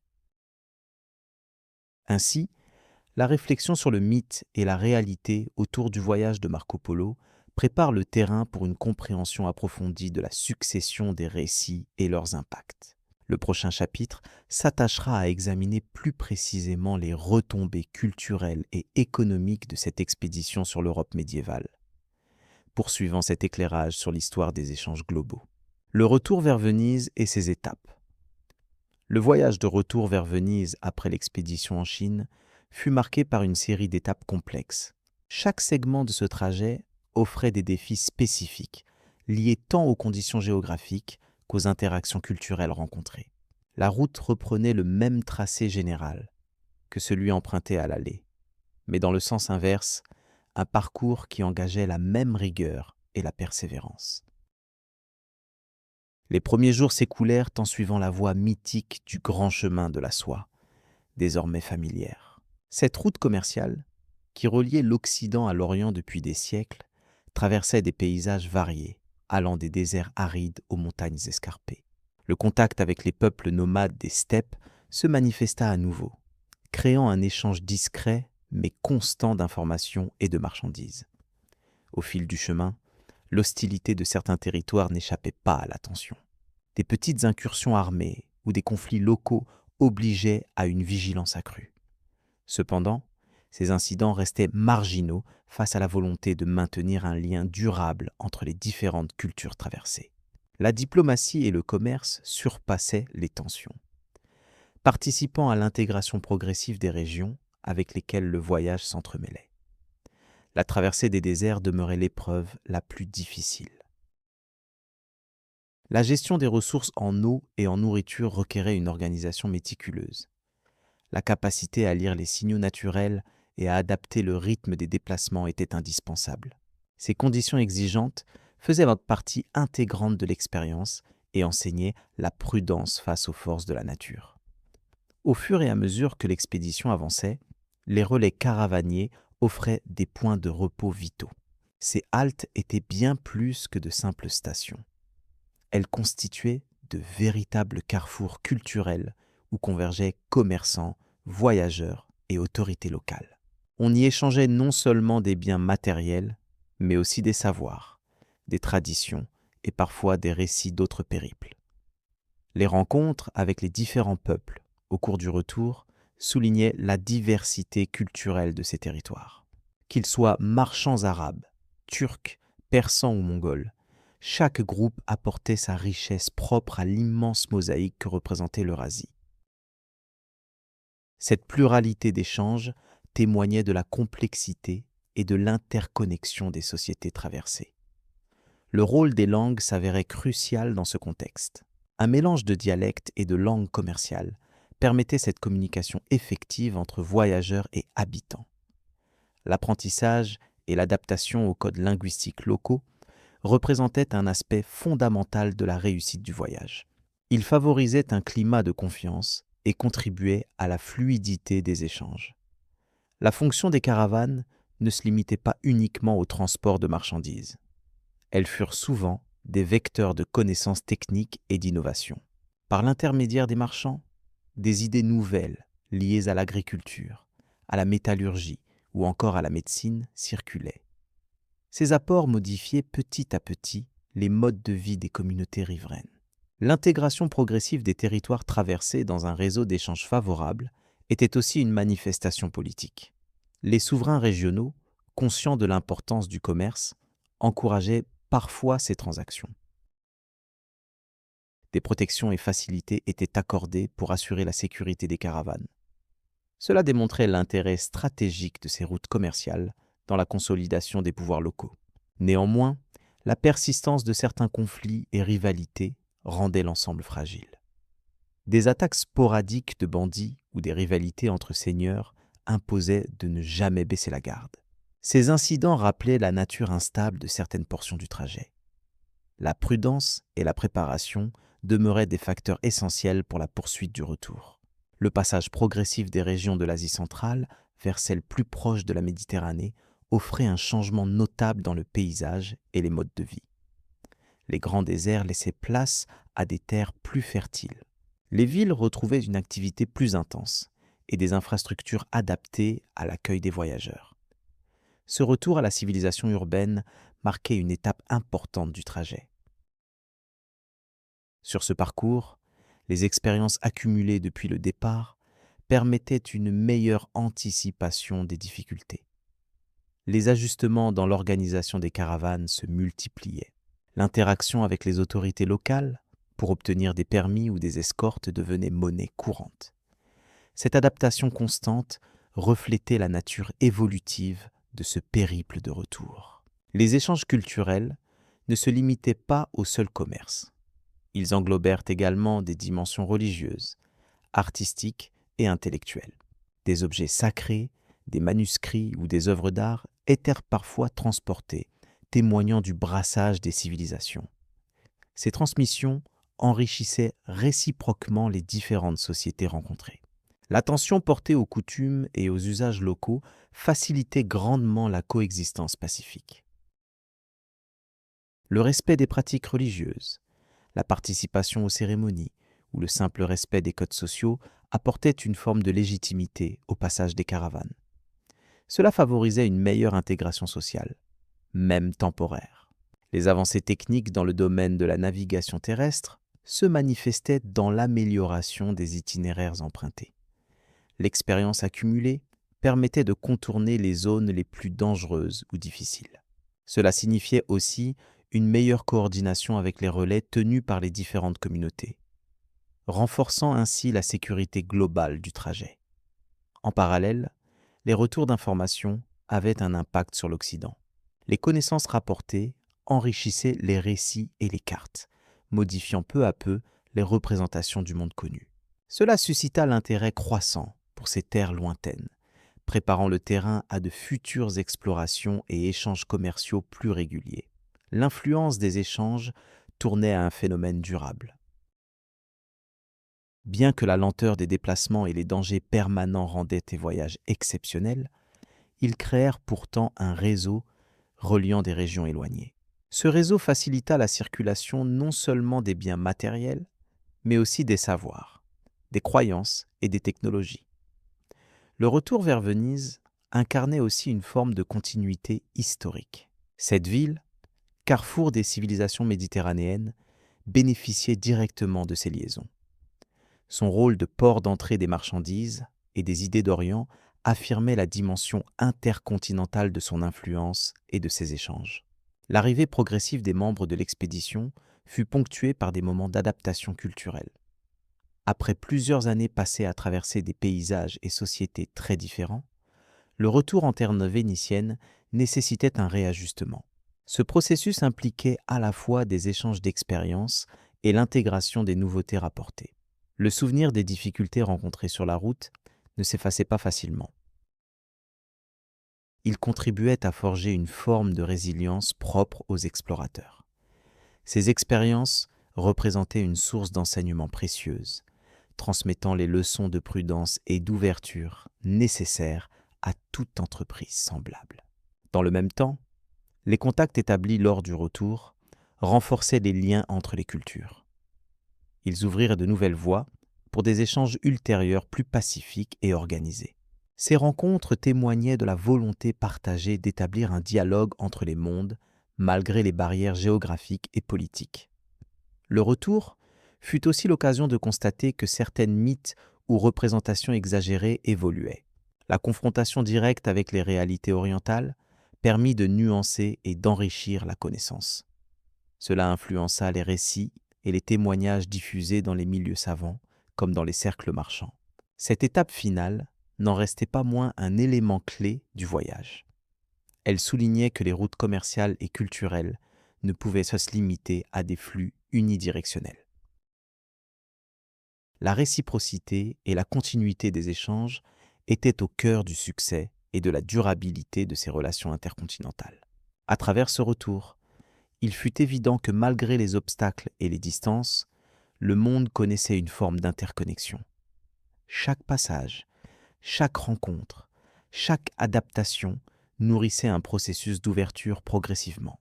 Cette dynamique préparait les futurs développements du commerce et des échanges culturels à l'aube d'une nouvelle ère. Ce parcours imposa une réflexion sur la manière dont les voyages façonnaient l'histoire. Les expériences accumulées servaient de fondation aux explorations à venir. Elles démontraient également la nécessité d'une approche patiente et respectueuse des différences pour établir des liens solides et durables. Le retour vers la mer Méditerranée fit désormais l'objet d'une anticipation plus précise. Le franchissement des derniers territoires se préparait avec méthode. Ces derniers kilomètres représentaient le lien entre deux mondes déjà en interaction, marquant la fin d'un long périple et le début d'un nouvel échange. La connaissance avancée des routes et des contextes locaux permit d'envisager des trajets futurs plus sûrs et plus efficaces. Cette expérience fit évoluer les pratiques habituelles, offrant des solutions concrètes aux difficultés rencontrées auparavant. Ce progrès traduit l'adaptation continue des sociétés à ces circuits complexes. L'influence croissante des marchands vénitiens se consolida grâce à ce retour. Leur rôle d'intermédiaire stratégique entre Orient et Occident prit une ampleur nouvelle. Cette position favorisait le développement d'un commerce florissant et la diffusion d'éléments culturels innovants, contribuant à transformer les échanges mondiaux. La finalité de ce trajet fut donc multiple. Au-delà du retour matériel, ce fut une transmission d'héritage et de savoir. La richesse accumulée, qu'elle soit d'ordre commercial ou intellectuel, posa les bases d'une compréhension élargie des mondes connectés le long de la route de la soie. Enfin, la conclusion de ce périple invitait à poursuivre l'aventure humaine avec prudence et curiosité. Le retour ne signifiait pas la fin des échanges, mais plutôt l'ouverture à de nouvelles perspectives encore à explorer. Cette dynamique d'interaction entre civilisations se confirmait chaque jour davantage. Ainsi, le trajet de retour vers Venise, malgré les obstacles et les épreuves, révélait toute la complexité et la richesse de ces liaisons interculturelles. Ce chemin historique témoignait de la persistance d'un dialogue entre mondes lointains, fondé sur la nécessité fondamentale d'échanger et de comprendre. Cette phase préparait naturellement la transition vers les chapitres suivants, qui approfondiront la nature de ces interactions et leurs impacts durables sur le développement des sociétés participant à ces échanges. Le voyage ne s'arrêtait jamais vraiment. Il se transformait et se projetait vers l'avenir. Contribution de Marco Polo à la connaissance géographique. Le voyage de Marco Polo vers les terres orientales a profondément influencé la connaissance géographique européenne de l'époque. Ces récits ont permis de mieux cerner l'étendue et la diversité des territoires asiatiques, en particulier la Chine et les régions avoisinantes, qu'il a explorées au cours de son périple. Cette expérience unique a enrichi les cartes médiévales en y intégrant des éléments jusque-là inconnus ou simplement imaginés. En relatant ces observations, Marco Polo a pris part au processus d'expansion des frontières connues et à la révision des représentations populaires de l'Orient. Les descriptions du grand Khagan, Kubilai Khan, ainsi que des coutumes et des modes de vie dans la cour mongole, ont offert aux Européens une compréhension sans précédent. Les informations recueillies ont permis d'actualiser les schémas cartographiques qui jusque-là se basaient surtout sur des récits légendaires. La précision relative de ces notes sur les distances, les routes commerciales principales et les villes traversées a facilité la construction de cartes plus fiables, qui se sont diffusées progressivement à travers l'Europe. Ce progrès a contribué à mieux situer la Chine par rapport au continent euro-asiatique. Le fameux Grand chemin de la soie, que Marco Polo a longuement parcouru, a été décrit avec une richesse de détails sur le parcours des caravanes, les marchandises échangées et les haltes dans différentes cités. Ces informations ont révélé les multiples connexions économiques et culturelles entre l'Est et l'Ouest. L'impact de ces récits a été tel que plusieurs cartographes se sont inspirés des données fournies pour tracer les routes commerciales, intégrant des éléments comme les montagnes, les déserts et les rivières qui jalonnaient ce trajet. La route elle-même s'est imposée progressivement comme un axe crucial du monde connu. Par ailleurs, la précision apportée à la description de certaines villes et régions a permis de dissiper plusieurs idées fausses en circulation dans les milieux instruits et populaires. Les récits de Marco Polo ont eu pour effet de confirmer l'existence de royaumes prospères, d'organiser l'imaginaire géographique plus rationnellement, tout en maintenant une ouverture à la découverte. En rendant accessibles des informations jusque-là gardées secrètes ou inconnues, son témoignage s'est imposé comme une source majeure d'apprentissage et de curiosité pour les générations suivantes. Les détails sur le mode de vie asiatique, les pratiques administratives, les infrastructures ouvraient une fenêtre nouvelle sur un monde jusque-là hermétique. Les Européens ont pu mieux comprendre l'organisation politique des régions explorées et la sophistication des techniques commerciales et artisanales.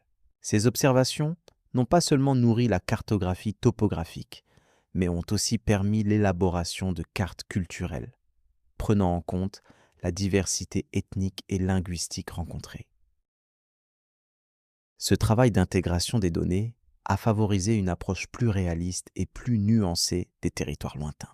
Il est notable que les récits de Marco Polo ont contribué à la diffusion en Occident d'une notion plus claire de la distance et du temps dans le voyage, à travers l'analyse des étapes et des conditions de déplacement. Ces éléments ont servi à bâtir des itinéraires plus exacts, ce qui a aidé les voyageurs et les marchands à planifier leurs propres expéditions. La cartographie a ainsi gagné en précision sur les reliefs, les zones climatiques et les obstacles naturels. Ces progrès ont renforcé simultanément l'efficacité commerciale et le contrôle politique sur les régions périphériques. La description des différentes ressources naturelles découvertes par Marco Polo, telles que la soie, les épices ou le jade, est également une contribution importante. Ces ressources ont alimenté les échanges et influencé la perspective européenne sur la richesse de ces contrées. En intégrant ces informations aux cartes, les géographes y ont placé des symboles et des annotations illustrant les zones d'intérêt économique. Cette approche a introduit une dimension nouvelle dans la cartographie, allant au-delà de la simple représentation géométrique pour inclure des aspects commerciaux et stratégiques. En somme, le récit de Marco Polo a servi d'interface entre deux mondes, mettant en lumière des aspects jusque-là ignorés ou mal compris de la géographie asiatique. Son témoignage a permis de transformer en connaissances tangibles les récits incertains. La mise à jour des cartes a contribué à une meilleure orientation des esprits quant à la place et à la nature des territoires éloignés. Cela a ouvert la voie aux explorations futures et à une redéfinition progressive des limites du monde connu de l'époque. Ces apports ont aussi facilité la diffusion des savoirs géographiques auprès des cercles intellectuels et des décideurs européens. L'influence des récits polaires a transcendé le simple enjeu cartographique pour devenir un fil conducteur des réflexions sur la mondialisation naissante et les rencontres interculturelles. En résumé, ces descriptions ont servi de fondement à une compréhension renouvelée des espaces asiatiques qui a fait reculer les frontières de l'inconnu. Elles ont nourri autant l'imaginaire que la science, en proposant un cadre de référence plus concret et documenté. Ainsi s'achève cette analyse de l'impact géographique du voyage de Marco Polo, qui a grandement enrichi les représentations occidentales de l'Asie. Cette transformation des cartes et des savoirs a posé les bases d'une époque nouvelle d'exploration, annonçant les grandes découvertes à venir. Le passage de l'inconnu à l'exploré, tel que décrit à travers ses contributions, nourrit un espoir continu de compréhension et d'échanges interculturels. Ces fondations solides mènent naturellement à l'étude des répercussions économiques et culturelles de ce voyage dans la civilisation occidentale. Héritage et influence historique. L'expédition de Marco Polo représente un moment charnière dans l'histoire des échanges entre l'Orient et l'Occident.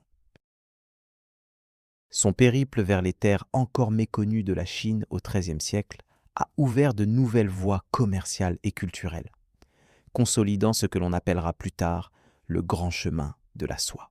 La rencontre avec Kubilai Khan, souverain puissant et novateur, fut un fait décisif qui permit une immersion profonde dans les structures administratives, économiques et sociales de l'Empire mongol. Ce contact direct allait bouleverser la manière dont l'Occident percevait l'Asie, jusque-là enveloppée dans le mystère et les légendes. L'importance de ces interactions dépasse largement les seules relations diplomatiques. Par son récit, Marco Polo exposa des aspects pratiques et minutieux de la vie quotidienne sous l'autorité de Kubilai Khan. Qu'il s'agisse des routes commerciales, de la gestion des caravanes, de la diversité des peuples traversés ou des pratiques religieuses variées, chaque détail contribuait à dessiner un tableau fidèle d'un vaste empire multiculturel et dynamique. L'histoire révèle comment ces informations ont stimulé la curiosité intellectuelle, amenant des scientifiques, géographes et marchands à envisager des horizons nouveaux. Le grand chemin de la soie, bien plus qu'une simple route commerciale, fut un vecteur de transmission de technologie, d'idéologie et d'artisanat. Il permit de diffuser des avancées majeures comme l'imprimerie, le papier et la poudre à canon, ainsi que des savoirs issus des civilisations chinoises, perses et arabes. Cette circulation des biens et des idées a posé les bases d'une ère nouvelle où les ruptures culturelles et économiques se transformaient en dialogue continu. La dimension scientifique de l'expédition se manifeste aussi dans la cartographie, puisque les récits enrichirent les cartes européennes, contribuant ainsi à une meilleure connaissance du monde. La centralité de Kubilai Khan dans cette histoire mérite une attention particulière. En tant que grand Khan et fondateur de la dynastie Yuan en Chine, il supervisa une politique d'ouverture et d'intégration, favorisant non seulement le commerce, mais aussi la diversité culturelle. Sa cour accueillait des émissaires de lointains territoires, et Marco Polo, en tant que messager, participa à cette mise en relation entre cultures différentes. Cette dynamique permit d'intensifier les échanges jusqu'aux confins de l'Eurasie, créant un réseau interconnecté qui allait perdurer plusieurs siècles. Au-delà de l'aspect commercial, le voyage introduisit également des éléments nouveaux dans la compréhension de la géographie et des peuples asiatiques. La description détaillée des paysages, des villes prospères telles que Khan Balik et des pratiques administratives enrichit le corpus de connaissances disponibles en Europe. Cette documentation réaliste remettait en cause certaines représentations mythiques, favorisant une approche plus pragmatique et scientifique des mondes étrangers. Ainsi, l'expédition fut un socle pour le développement de la géographie moderne et des études comparatives des cultures. La portée culturelle de ce voyage n'est pas moins importante. Les échanges artistiques, culinaires et philosophiques commencèrent à influencer les sphères intellectuelles du Moyen Âge européen. À travers les récits et les objets rapportés, une fascination pour les créations orientales s'installa progressivement, renouvelant certains courants de pensée. Cette rencontre des traditions, même si elle ne fut pas toujours immédiate dans ses effets, participa néanmoins à créer une dynamique d'enrichissement mutuel entre les mondes. Elle annonçait une mondialisation précoce où les différences devenaient des sources d'apprentissage. L'impact sur le commerce international n'est pas à négliger. Le passage d'informations fiables sur les routes terrestres et maritimes permit d'optimiser les échanges entre les marchés européens et asiatiques. L'accès à des produits précieux comme la soie, les épices et les pierres précieuses se multiplia, engendrant une nouvelle richesse, mais aussi des rivalités accrues. Ces conséquences économiques s'inscrivent dans une trajectoire qui prépara les grandes explorations maritimes qui suivirent plusieurs siècles plus tard. Le rôle de Marco Polo fut donc aussi celui d'un éclaireur dont les observations facilitèrent les échanges futurs. Par ailleurs, l'expédition apporta des enseignements sur les mécanismes politiques et les structures sociales dans un contexte élargi. Elle permet de mieux comprendre comment un empire aussi vaste que celui des Mongols pouvait maintenir son unité malgré la diversité ethnique et culturelle.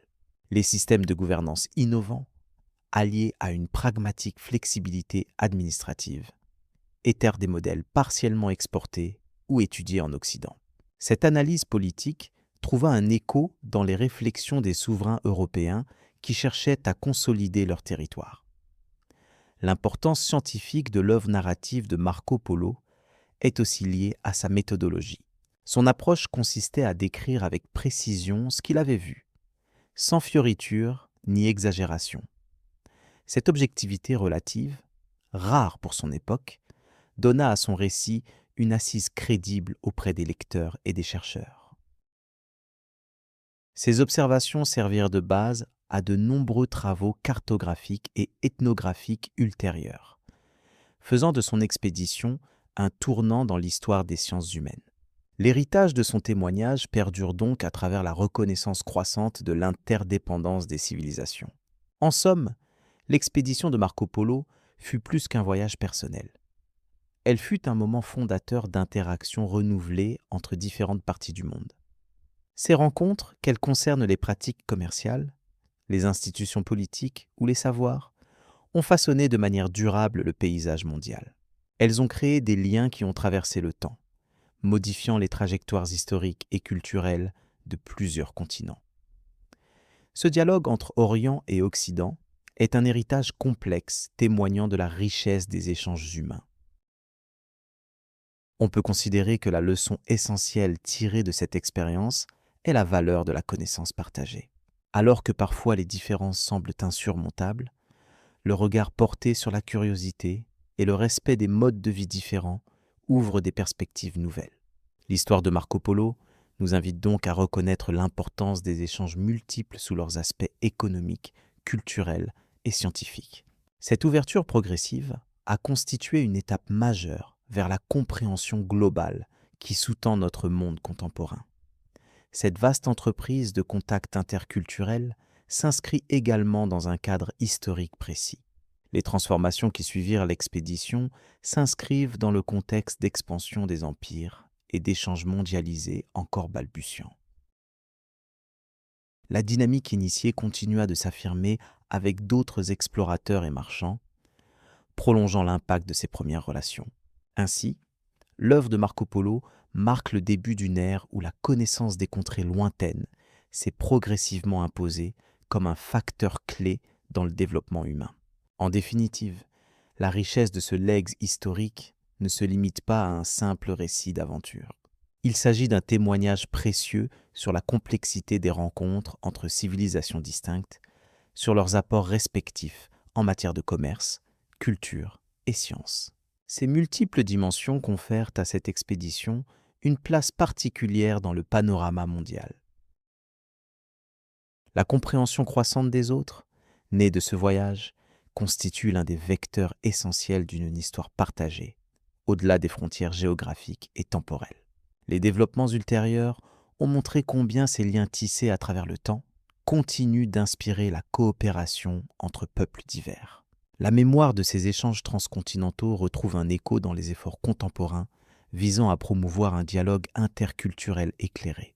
Le parcours de Marco Polo incarne ainsi une étape clé d'un long processus historique reliant des mondes apparemment éloignés. Il ouvre la voie à une réflexion approfondie sur le rôle des voyages dans l'histoire. Enfin, l'ampleur de cette réalisation invite à réfléchir sur la place des explorateurs dans la construction du savoir collectif. Leur travail va au-delà de la simple description géographique. Il contribue à l'enrichissement des connaissances humaines en croisant différentes perspectives. Ce rôle, parfois sous-estimé, est capital pour le progrès des sociétés. Par le récit de Marco Polo, on comprend combien la transmission sincère et rigoureuse de l'information est un pilier fondamental de la communication interculturelle et de l'évolution historique. Le récit se poursuit ainsi en évoquant les conséquences sociales et économiques plus larges, qui seront examinées dans la prochaine section. Cette transition naturelle prépare l'analyse détaillée des transformations engendrées par ces échanges prolongés, montrant que le voyage de Marco Polo ne fut pas seulement un fait isolé, mais un élément clé dans la chaîne des interactions mondiales.